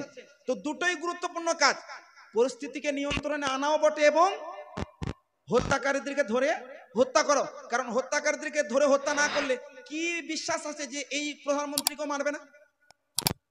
এই রকমই মোমেন্ট, এই রকমই সিচুয়েশন ওই সময় ক্রিয়েট করা হয়েছিল। হযরতে উসমানে গনি রাদিয়াল্লাহু আনহুকে আর কেউ মারেনি। আজকের যুগে শিয়া তাদের বংশদের যদি জন্ম তালিকা যদি খোলা হয়, এদের বাপ দাদা গুরুরাই মেরেছে। খারেজিরা, শিয়ারা, রাফজিরা এরাই হযরত উসমানে গনি রাদিয়াল্লাহু আনহুর হত্যা করেছে। তো এই যে যাদের দাবি ছিল যে হত্যাকারীদের হত্যা করা হোক, তার মধ্যে কে কে ছিলেন জানেন? বড় বড় কয়েকটি উল্লেখযোগ্য নাম: হযরত সাইয়্যিদুনা আমিরে মুয়াবিয়া রাদিয়াল্লাহু আনহু, হযরতে জুবায়ের নবীজি ফুফাতো ভাই রাদিয়াল্লাহু আন, হযরতে তালহা রাদিয়াল্লাহু আন, উম্মুল মুমিনিন সাইয়্যিদাতুনা মা আয়েশা রাদিয়াল্লাহু আনহা। বড় বড় সাহাবী এবং সাহাবিয়া একদিকে ছিলেন যে হুজুর আমিরুল মুমিনিন, এ মাওলায়ে কায়নাত, আপনি আগে হত্যাকারীদেরকে ধরে হত্যা করুন। আর মাওলায়ে কায়নাতের দাবি ছিল না, এখন পরিস্থিতিকে নিয়ন্ত্রণে আনা হোক। আমি আপনাদেরকে প্রশ্ন ছুড়ে দেব, মাওলায়ে কায়নাত যেটা চাইলেন যে পরিস্থিতিকে নিয়ন্ত্রণে আনা হোক, এটা কি ভুল ছিল? জোরে বলুন, বুঝতে পারছেন তো বাপ? এটা কি ভুল ছিল? আমিরে মুয়াবিয়া রাদিয়াল্লাহু আন, উম্মুল মুমিনিন রাদিয়াল্লাহু আনহা, জুবায়ের রাদিয়াল্লাহু আনহু, তালহা রাদিয়াল্লাহু আনহু, ইনাদের দাবি ছিল হত্যাকারীদের হত্যা করা হোক। এই দাবিটাকে ভুল ছিল? জোরে গো, উভয় পক্ষের ইচ্ছা ভুল ছিল? এবার আমি আপনাদেরকে খুব সহজভাবে ইজতিহাদটা বোঝাই। মাওলায়ে কায়নাত ইজতিহাদ করলেন, গবেষণা করলেন কোরআন হাদিসকে সামনে রেখে। সে গবেষণা হলো এই মুহূর্তে যদি পরিস্থিতিকে নিয়ন্ত্রণে না আনা হয়, মুসলমান জামাতের মধ্যে লড়াই হয়ে যাবে। মুসলমান বিনা কারণে এক অপরের উপরে লড়াই করবে এবং মারা যাবে, আহত হবে, নিহত হবে। মাওলায়ে কায়নাত ইজতিহাদ করলেন যে আমি হত্যাকারীদেরকে আগে হত্যা করব না, বরং পরিস্থিতিকে নিয়ন্ত্রণে আনবো। এটা হচ্ছে ইজতিহাদ। এটা কি? ইজতিহাদটা মোটা শব্দ, বুঝতে হয়তো অসুবিধা হবে অনেকের। এটা আরবি ভাষার কথা, উসুলের কথা। আমি বাংলা ভাষা বলে গবেষণা। মাওলায়ে কায়নাতের গবেষণাটা কি ভুল ছিল? এবার আমি ওনাদের ইজতিহাদটা বোঝাই। সাইয়্যিদুনা আমিরে মুয়াবিয়া রাদিয়াল্লাহু তাআলা আনহু, মা আয়েশা রাদিয়াল্লাহু আনহা, হযরতে জুবায়ের রাদিয়াল্লাহু আনহু, তালহা রাদিয়াল্লাহু আনহু, ইনাদের গবেষণা হলো একজন খলিফা একজন মুসলমানকে বিনা কারণে কেউ যদি মারে, কোরআনের আয়াত আল্লাহ পাক বলেন একজন হত্যাকারী যদি বিনা কারণে হত্যা করে, ইসলামী হুকুমাতে ওই ব্যক্তিকে হত্যা করা জায়েজ। ये अमीर मुआविया रदियल्लाहु अन्हु का इज्तिहाद था, आयशा रदियल्लाहु अन्हा का इज्तिहाद था, जुबैर रदियल्लाहु अन्हु का इज्तिहाद था, हजरत तलहा रदियल्लाहु अन्हु का इज्तिहाद था। वहां भी इज्तिहाद है, यहाँ भी इज्तिहाद है। मौलाए कायनात का इरादा था कि हालात को साजगार बनाया जाए। अमीर मुआविया रदियल्लाहु अन्हु का इज्तिहाद था कि पहले कातिल ने उस्मान को कत्ल किया जाए। দুই দিকের ইজতিহাদ বোঝা গেল বাপ। এই কারণে দুইটি লড়াই হয়েছে। কয়টি? একটিকে বলা হয় জঙ্গে জামাল, আর একটিকে বলা হয় জঙ্গে সিফিন। পুরো জঙ্গে জামাল প্রায় 50 পৃষ্ঠায়, জঙ্গে সিফিন প্রায় 20 পৃষ্ঠার সমস্ত সারাংশ আমি দুইটি কথাতে বোঝালাম আপনাদেরকে। কি কারণে মতভেদটা হলো, কেন লড়াই হলো। এবার বলি, একটা প্রশ্ন হতে পারে, লড়াইটা বা কেন হলো? মাওলায়ে কায়নাত রাদিয়াল্লাহু আনহু আমিরে মুয়াবিয়া রাদিয়াল্লাহু আনহুর সঙ্গে কথাপত্তনের মাধ্যমে সমাধান করে নিতে পারতেন না? হযরতে আমিরে মুয়াবিয়া রাদিয়াল্লাহু আনহু কথাপত্তনের মাধ্যমে সমাধান করে নিতে পারতেন না? উত্তর শুনুন। সেই সময় গভর্নর হাউসে খারেজি ব্যক্তিদের সংখ্যা বেশি ছিল। তাদের ধারণা ছিল আমরা যে কোনো ভাবে হোক না কেন যারা বিরোধিতা করছে তাদেরকে আগে মেরে ফেলি। কেন? কারণ তারাই তো উসমানে গনি রাদিয়াল্লাহু আনহুকে মেরেছে। তাদেরকে মেরে ফেলি এবং কিছুদিন পরে হযরত আলীকে সরিয়ে দিয়ে আমরা খলিফা হয়ে যাব। এটা কাদের ধারণা ছিল? কাদের? খারেজিদের। এই বিষয়টা মাওলায়ে কায়নাত সেই সময় হয়তো বুঝতে পারেন নাই। কিন্তু সাইয়্যিদুনা আমিরে মুয়াবিয়া রাদিয়াল্লাহু তাআলা আনহু বাহির থেকে বুঝতে পারছিলেন, কারণ গভর্নর হাউসের ভিতরে কি হচ্ছে অনেক সময়ে কোনো একজন প্রধানমন্ত্রী ছাড়া বাইরের লোকরাও বেশি বুঝতে পারে। হযরত আমিরে মুয়াবিয়া রাদিয়াল্লাহু আনহু মাওলায়ে কায়নাতকে খলিফা মেনে নিতে কোনো আপত্তি করেন নাই, ওই সময়ে মেনে নিতে আপত্তি করেছেন। কারণ ওনার ধারণা, ওনার জবাব হলো, আমিও যদি মেনে নিতাম তাহলে কি হতো, মাওলায়ে কায়নাতকে হত্যা করে তারা খলিফা হয়ে যেত। উনি দাবি এই করলেন যে আগে হত্যাকারীদের হত্যা করা হোক, তাদেরকে হত্যা করা হলে গভর্নর হাউসের ভিতরে যেসব খারিজিরা আছে আগে তো তারা মারা যাবে, কথা বুঝতে পারছে, আগে তো তারা মারা পড়বে, আর তারা মারা পড়লে এমনি এমনি তো মাওলায়ে কায়নাতকে খলিফা হিসেবে মেনে নিতে কোনো অসুবিধা নাই।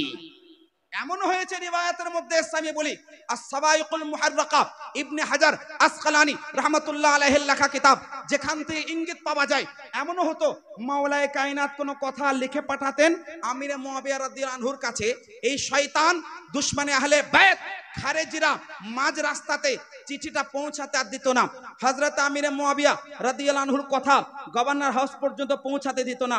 এর কারণে লড়াই হয়েছে, আর দুইটি লড়াই, জাঙ্গে জামাল এবং জাঙ্গে সিফফিন। এই জাঙ্গে জামালের লড়াইয়ে হযরত তালহা, হযরত জুবাইর রাদিয়াল্লাহু আনহুমা বড় বড় সাহাবী ইনারা শহীদ হয়ে গেছেন। একদিন মা আয়েশা রাদিয়াল্লাহু আনহাকে জিজ্ঞাসা করা হলো, মুসলিম শরীফের হাদিস, যে মা আয়েশা, জাঙ্গে জামাল সম্পর্কে আপনার কি ধারণা?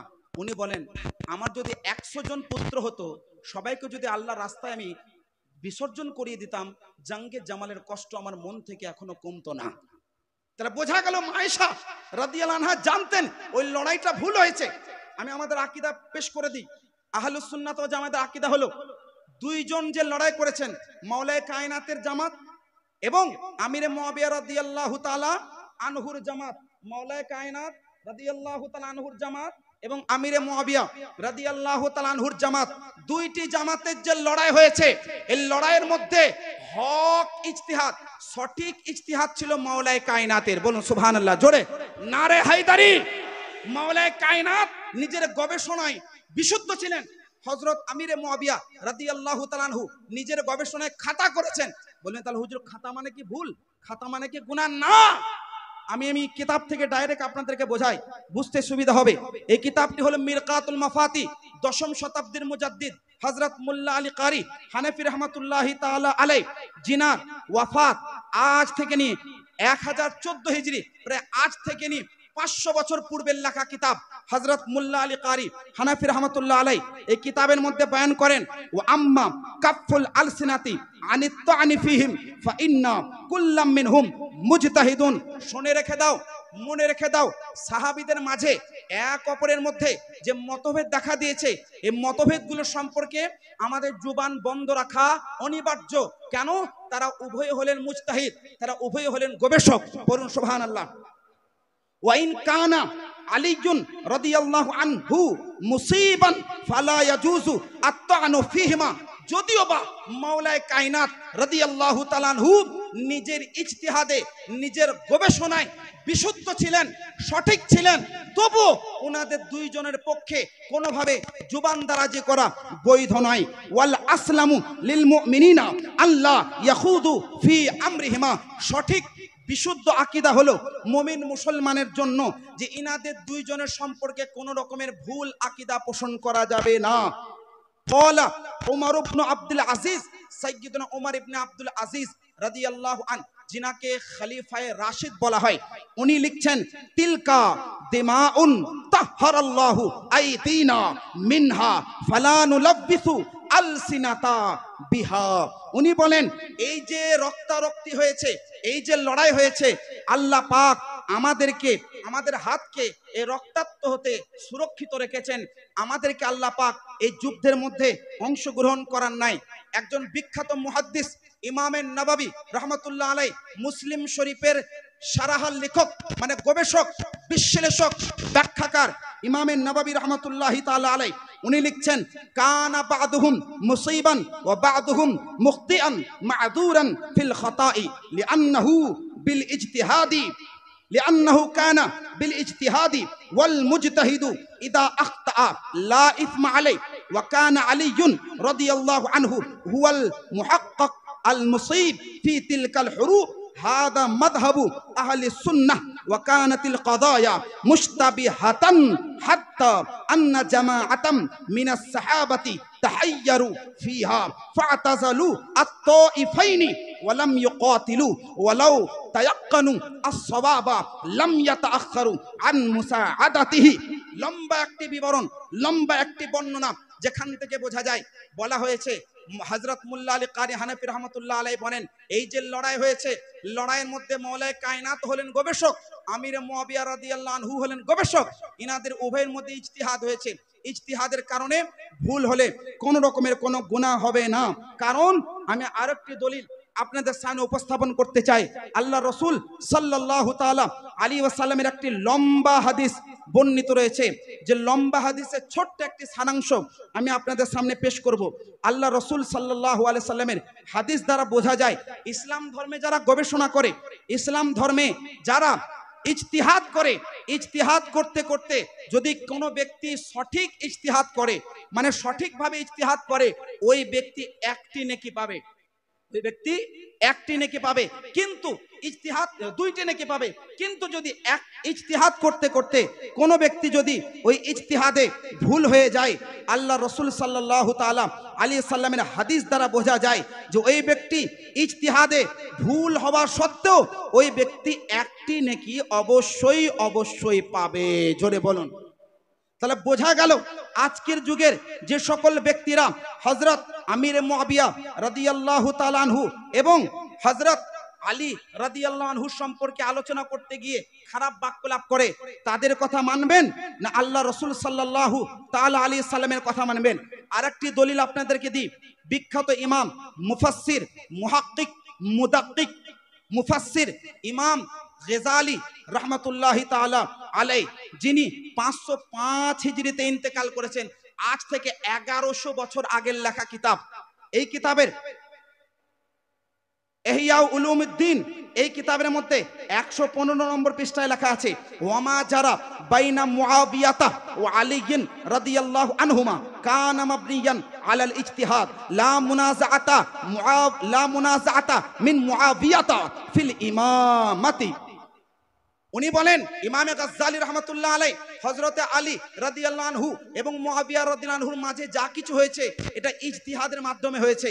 আর ইজতিহাদের মাধ্যমে হওয়ার কারণে এটা এর জন্য হয় নাই যে আমিরে মুআবিয়া রাদিয়াল্লাহু আনহু খলিফা হতে যাচ্ছিলেন, বরং উনি ইজতিহাদ করলেন যে লড়াই করতে হবে যাতে করে অন্য কোনো খলিফাকে না মেরে দেয়। আর মাওলায়ে কায়নাতের ইজতিহাদ ছিল আগে পরিস্থিতিকে নিয়ন্ত্রণে আনা হোক। বলুন সুবহানাল্লাহ। আজকের পর থেকে আর কেউ কুবাক্য প্রয়োগ করবেন কি গো? আর কেউ কুবাক্য প্রয়োগ করবেন? তাহলে মতভেদটা কোথায় বুঝতে পেরেছেন? এবার যাই হোক, হযরত শেরে খোদা মাওলায়ে কায়নাত রাদিয়াল্লাহু আনহু খলিফা হওয়ার পরে, তারপরে খলিফা হলেন 6 মাসের জন্য হযরত ইমামে হাসানে পাক রাদিয়াল্লাহু তাআলা আনহু। ইমামে হাসানে পাক রাদিয়াল্লাহু তাআলা আনহু খলিফা হচ্ছেন, ইনার খিলাফত কালে কি হয়েছে নবীর জামানা থেকে উত্তর পেয়ে যাব। একটা হাদিস শুনুন, বুখারী শরীফের হাদিস। আল্লাহর নবী একদিন মসজিদে নববীর মেম্বারে দাঁড়িয়ে আছেন, খুতবা দিচ্ছেন। আল্লাহ রাসূল সাল্লাল্লাহু আলাইহি ওয়াসাল্লাম ইয়ানজুরু ইলান নাসি মাররা, মানুষদেরকে দেখছেন, ওয়ানজুরু ইলাইহি মাররা, দেখছেন ইমামে হাসানে পাক রাদিয়াল্লাহু তাআলা আনহু দৌড়ে চলে আসছেন। আল্লাহ নবী ওনার দিকে একবার তাকাচ্ছেন, একবার মানুষের দিকে তাকাচ্ছেন। তাকানোর পরে আল্লাহ নবী বলেন, হাযা ইবনি সাইয়্যিদুন লাআল্লাল্লাহ আন ইউসলিহা বিহি বাইনা ফিআতাইনি মিনাল মুসলিমিন। এই যে দেখছো ইমামে হাসান, এ হলো আমার বেটা সর্দার, আর ইনার মাধ্যমে আল্লাহ পাক দুইটি মুসলমান জামাতের মাঝে সন্ধি করিয়ে দেবেন। अल्लाह के नबी ने पहले बयान कर दिया, ये जो इमाम हसन पाक है, इनके जरिया दो मुस्लिम गिरोहों के दरमियान अल्लाह सुलह फरमा देगा। और एमनटाई হয়েছে, ইমামে হাসানে পাক রাদিয়াল্লাহু তাআলা আনহুর জামানায় উনি 6 মাস যখন খলিফা হয়ে থাকলেন, তারপরেও লড়াই বা যুদ্ধের একটা আশঙ্কা দেখা দিল। ইমামে হাসানে পাক রাদিয়াল্লাহু আন হযরত আমিরে মুআবিয়া রাদিয়াল্লাহু আনহুর কাছে গেলেন আর বললেন, আপনি কি চান? আমি মুসলমানের মাঝে লড়াই চাই না, মুসলমানের মাঝে রক্তাক্ত চাই না। হযরত আমিরে মুআবিয়া রাদিয়াল্লাহু তাআলা আনহুকে হযরত ইমামে হাসানে পাক রাদিয়াল্লাহু আনহু খিলাফতটা সমর্পণ করে দিলেন। জোরে বলুন সুবহানাল্লাহ। আর সমর্পণ করার সময় 3টে শর্ত লাগলেন। কয়টা? তিনটা।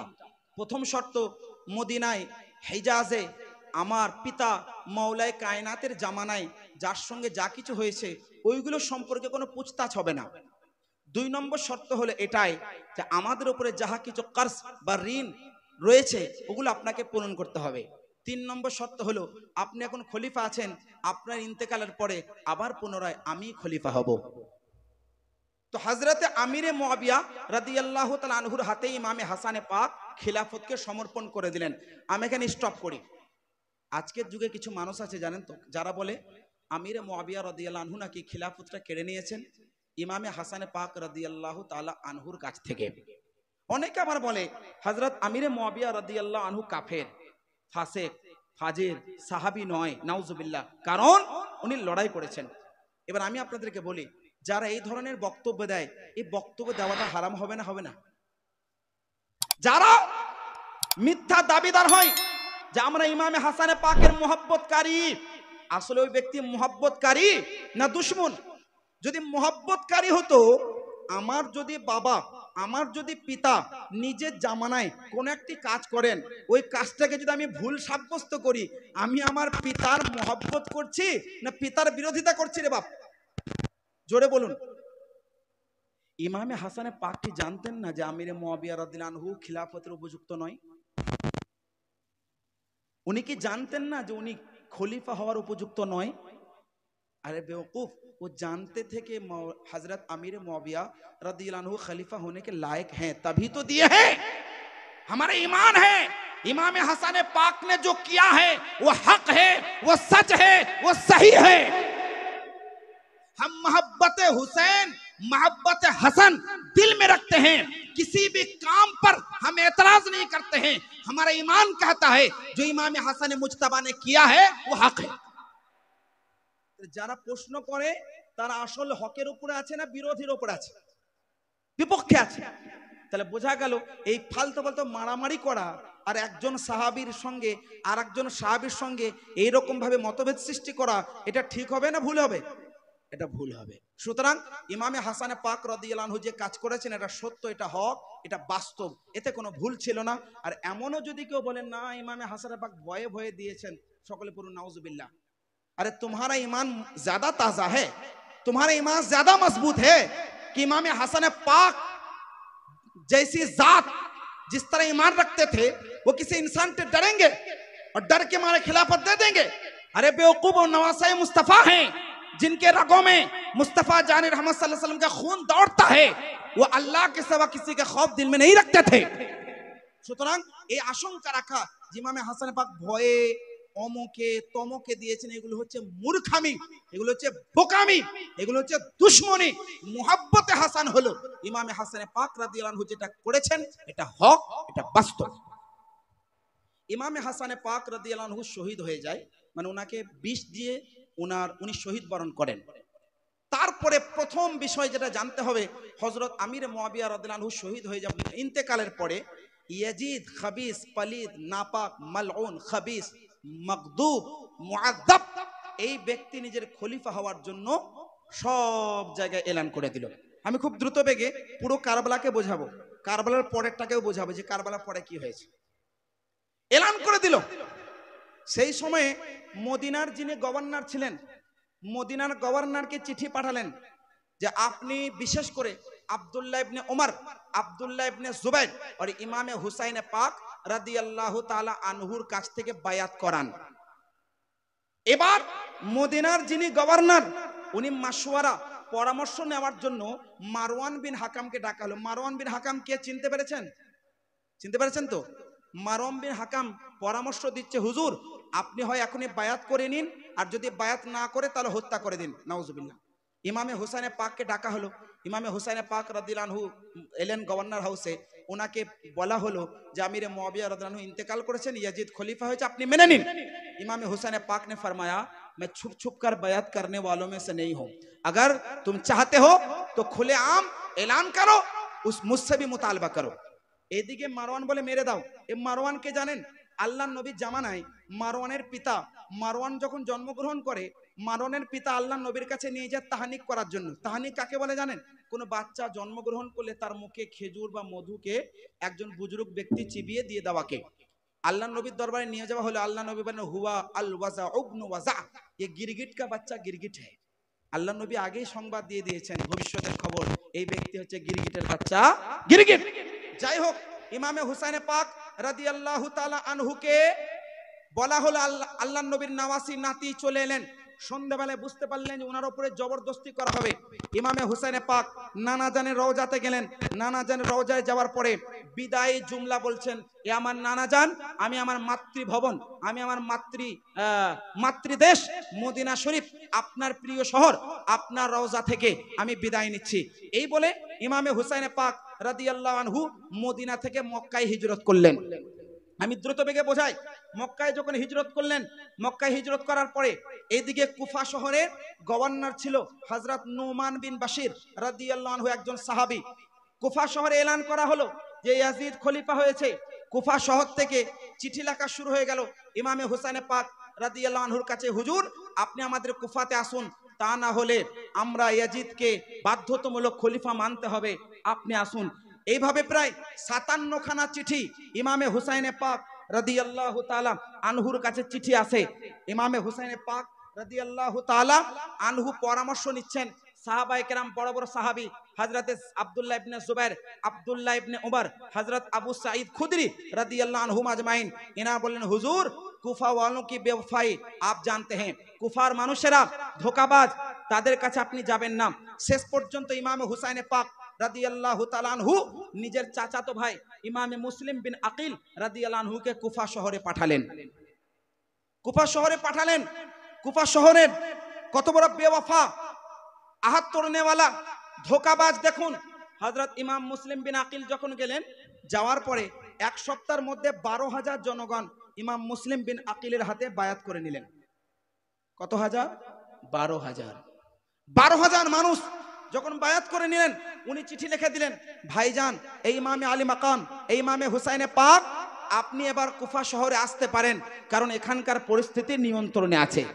উনি যখন দেখলেন 12,000 লোক বায়াত করে নিচ্ছেন, মানে পরিস্থিতি এখন নিয়ন্ত্রণে আছে, ইমামে হুসাইনে পাককে চিঠি পাঠিয়ে দিলেন।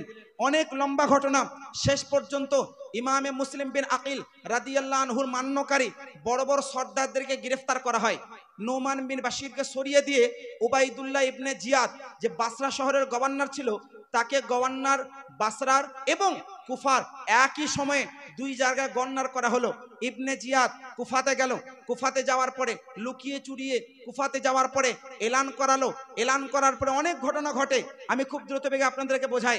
শেষ পর্যন্ত বড় বড় সর্দারদেরকে গ্রেফতার করে নিল।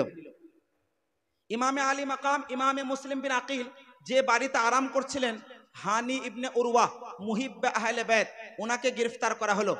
সমস্ত জায়গায় ছড়িয়ে গেল যে হানি ইবনে উরওয়াকে মেরে দেওয়া হয়েছে। ইমাম মুসলিম বিন আকিল উনি গভর্নর হাউসে ঘেরাও করলেন। ওনার নেতৃত্বে 40,000 কুফাবাসীরা একসঙ্গে গভর্নর হাউসের ঘেরাও করলো। রিবায়াতের মধ্যে আসছে ইমাম মুসলিম বিন আকিল রাদিয়াল্লাহু আনহু যদি একবার অনুমতি দিয়ে দিতেন লড়াই করো, ওই গভর্নর হাউসকে চূর্ণ বিচূর্ণ করে দিত। ইয়াজিদের খেলাফত চূর্ণ বিচূর্ণ হয়ে যেত, ইয়াজিদের তাখত তাজ কোন দিকে শেষ হয়ে যেত। কিন্তু ইমাম মুসলিম বিন আকিল এমনটা করলেন না।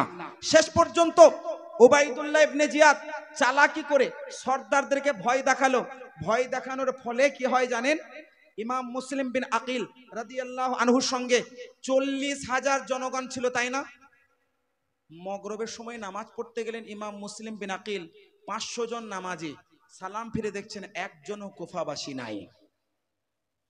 কত বড় ধোঁকাবাজ বুঝতে পারছেন? একজনও কুফাবাসী নাই, কোন জায়গা নাই যেখানে আরাম করবেন। শেষ পর্যন্ত ইমাম মুসলিম বিন আকিল, অনেক লম্বা ঘটনা, শেষ পর্যন্ত ইমাম মুসলিম বিন আকিল রাদিয়াল্লাহু আনহুকে গ্রেফতার করা হয় এবং ওনাকে গভর্নর হাউসের ছাদ থেকে ওনাকে নিচের মধ্যে ছুঁড়ে ফেলে দেওয়া হয়। এইভাবে ইমাম মুসলিম বিন আকিল রাদিয়াল্লাহু আনহু শাহাদাত বরণ করেন। বলুন ইন্না লিল্লাহি ওয়া ইন্না ইলাইহি রাজিউন। একবার দরুদ পড়ুন আল্লাহুম্মা।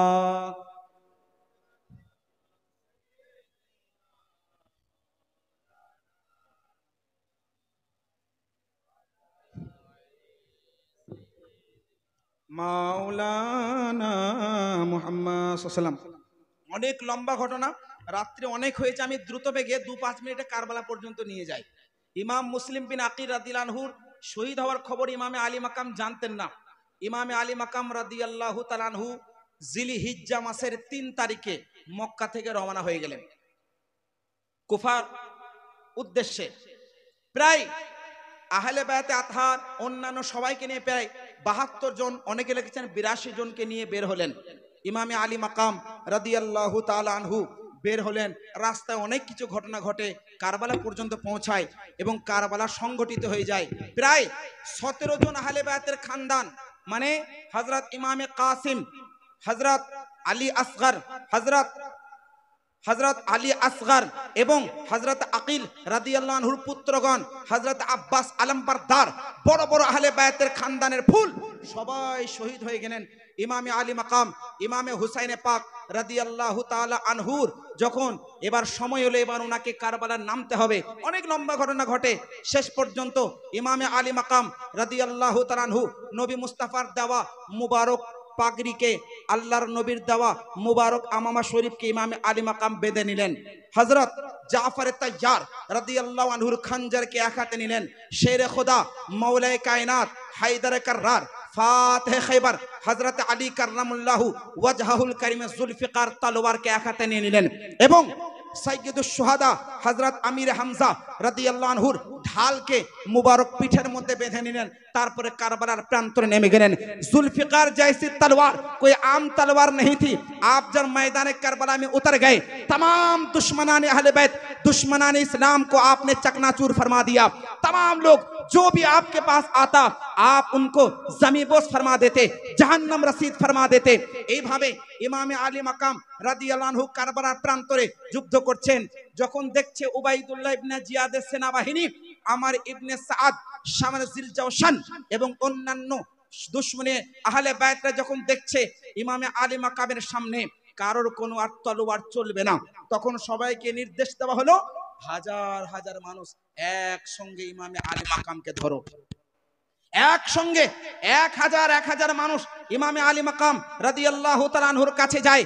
फिर भी इमाम आली मकाम रदियल्लाहु अन्हु की वो जुल्फिकार तलवार कांपती नहीं थी, थकती नहीं थी, चूंकि जिस रग में खूने मुस्तफ़ा हो, खूने अली हो, इमाम आली मकाम जैसी जात हो, जैसी शख्सियत हो, जुल्फिकार जैसी तलवार हो, आप फिर भी चलाते रहे। तमाम दुश्मनाने अहले बैत को चकनाचूर फरमाते गए, जमी बोस फरमाते गए, लेकिन हजारों की तादाद में तीर फेंकने वाला मौजूद था। इमाम आली मकाम के गर्दन में तीर लगता है, आपके मुबारक बदन पे लगता है, आपके सवारी पे लगता है। रिवायात में आया है 72 जख्मे आपके मुबारक जिस्म में लगता है, आप जमीन में गिर जाते हैं और उसी हालत में आप शहीद हो जाते हैं। इन्ना लिल्लाहि व इन्ना इलैहि राजिऊन। इमाम आली मकाम রাদিয়াল্লাহু আনহু শহীদ হয়ে যান। একজন শয়তান খাবিস যার নাম খৌলি, এই নামক ব্যক্তিটা ইমামে আলী মাকাম রাদিয়াল্লাহু আনহুর মুবারক জিসিম থেকে ওনার মুবারক মাথাটাকে আলাদা করে দেয়। আস্তাগফিরুল্লাহ। আমি আপনাদেরকে শয়তানদের শয়তানিকে বোঝাই। কারবালা পর্যন্ত অনেকে শুনেছেন, আমি তাই লম্বা করলাম না। কারবালার পরে কি হয়েছে আপনাদেরকে বোঝাই। আমার ইবনে সাদ ইয়াজিদি ব্যক্তি, ইবনে জিয়াদের ব্যক্তিরা কি করলো জানেন? নিজেদের যারা মারা গেছিল, মানে যারা বিপক্ষে ছিল, যারা মারা গেছিল, তাদের লাশগুলোকে জমা করলো, লাশগুলোকে জমা করে তাদের জানাজা পড়লো, তাদেরকে দাফন করে দিল। ইমামে আলী মাকাম রাদিয়াল্লাহু ताला अनहु का मुबारक जिस्म पड़ा है। तमाम अहले बैत 17 अहले बैत के नौजवान मुहिब्बान अहले बैत, तमाम की मुबारक लाशें जमीन पर है, लेकिन कोई देखने वाला नहीं, कोई संवारने वाला नहीं, कोई संभालने वाला नहीं, कोई नमाज पढ़ने वाला नहीं, कोई कफन पहनाने वाला नहीं, कोई दफनाने वाला नहीं। ऐसे लाशी पड़े हैं। আল্লাহর রাসূল সাল্লাল্লাহু আলাইহি সাল্লামের আহলে বায়াত গণেরা এইভাবে মুবারক জিসিম নিয়ে পড়ে আছে। ইবনে জিয়াদের ব্যক্তিরা চলে যায়, চলে গিয়ে তারা ইবনে জিয়াদের কাছে যায়।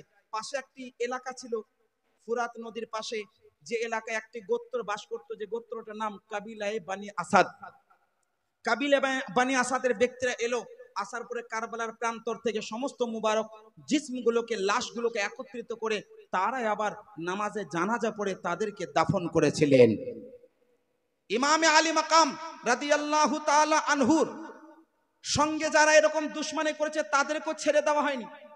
দুনিয়াতে আযাব তাদেরকে আল্লাহ দিয়েছেন। আমি দুই একটি ব্যক্তির নাম বলি। ইবনে জিয়াদ। ইবনে জিয়াদ কিভাবে মারা গেছে জানেন? মুখতার নামক ব্যক্তি ইবনে জিয়াদকে আম রাস্তায় মানে চৌরাহায় সবার সামনে তাকে হত্যা করে তাকে সবার সামনে মেরেছে। অনুরূপ ভাবে যে ব্যক্তিটা ইমামে আলী মাকাম ইমামে হুসাইনে পাক রাদিয়াল্লাহু আনহুর মুবারক মাথাটাকে দেহ থেকে আলাদা করেছিল, ওই ব্যক্তির কি অবস্থা হয়েছে জানেন? ওই ব্যক্তিকে রাস্তার মধ্যে মেরে তাকে কেটে কেটে কুকুরকে খাওয়ানো হয়েছে। এই রকম আল্লাহ পাক তাকে দুনিয়াতে আযাব দিয়েছেন। আরো একজন ব্যক্তি, যে ব্যক্তি তীর মেরেছিল শামর জিলজাওশান, ওই ব্যক্তিকে এমন ভাবে আযাব দেওয়া হয়েছে, ওই ব্যক্তিকে মেরে টুকরো টুকরো করে আগুনে জ্বালিয়ে ছাড়খাড় করা হয়েছে, তবে তাকে ছাড়া হয়েছে। দুশমনে হালে বাইতদেরকেও আল্লাহ দুনিয়াতেও ছাড়েন নাই, বরং আল্লাহ পাক তাদেরকে দুনিয়াতে আযাব দিয়েছেন। আমি আল্লাহর নবীর ওয়াফাত থেকে নিয়ে কারবালা পর্যন্ত সংক্ষিপ্ত আকারে পুরো নকশাটা আপনাদের দিমাগে দিয়ে গেলাম, আপনাদের জেহেনে দিয়ে গেলাম। এরপর আমি কয়েকটি প্রশ্নের উত্তর দিচ্ছি, তারপর আপনাদের প্রশ্ন নেব।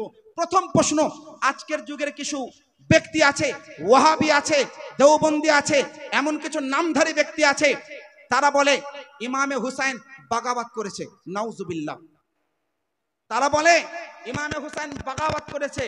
मैं बोलता हूँ सुनो, अरे बेवकूफ, जब इमाम आली मकाम रदी अल्लाह अन्हु कुफा के लिए रवाना हुए थे, সেই সময় ইমামে আলী মাকাম আমর ইবনে সাদ ইবনে জিয়াদের এই সেনাবাহিনীকে উনি বলেছিলেন, আমার কাছে তিনটে লক্ষ্য, তোমরা যদি আমাকে চাও আমি কুফায় যাব, যদি না চাও যেখান থেকে আমি এসেছি ওখানে আমাকে পাঠিয়ে দাও। 2 নম্বর শর্ত হলো এটাই, মানে 2 নম্বর আমার প্রস্তাব হলো আমাকে উঁচু কোনো জায়গায় পাঠিয়ে দাও। 3 নম্বর প্রস্তাব হলো যদি আমাকে না চাও সরাসরি দিমাশকে ইয়াজিদের কাছে নিয়ে চলো, আমি তার সঙ্গে আমি আমার বিষয়টা সমাধান করে নেব, যেমনি ভাবে আমার ভাইজান ইমামে হাসানে পাক আমিরে মুআবিয়া রাদিয়াল্লাহু তাআলা আনহুর সঙ্গে মীমাংসা করেছেন, আমি এইভাবে মীমাংসা করে নেব। তিনটে প্রস্তাব কি ভুল ছিল? এই তিনটে প্রস্তাব দেওয়ার পরেও কেউ যদি বলে ইমামে আলী মাকাম ইমামে হুসাইনে পাক বাগাওয়াত করেছেন, ওর মতো মূর্খ ব্যক্তি কেউ আছে? ওর মতো মূর্খ ব্যক্তি কেউ নাই। সুতরাং এগুলো মিথ্যা, এগুলো অপব্যাখ্যা। এবার দরুদ পড়ার পর আপনাদের প্রশ্ন নেব। প্রশ্নোত্তর পর্ব হবে তো কিছুক্ষণ প্রশ্নোত্তর পর্বের সময় অনেক হয়ে গেছে, আমাকে ফিরতে হবে। একবার দরুদ পড়ুন, আপনার প্রশ্ন রেডি রাখুন, মাইক্রোফোন হোক বা লিখিত আকার হোক আপনারা প্রশ্ন দিবেন। আল্লাহুম্মা সাল্লি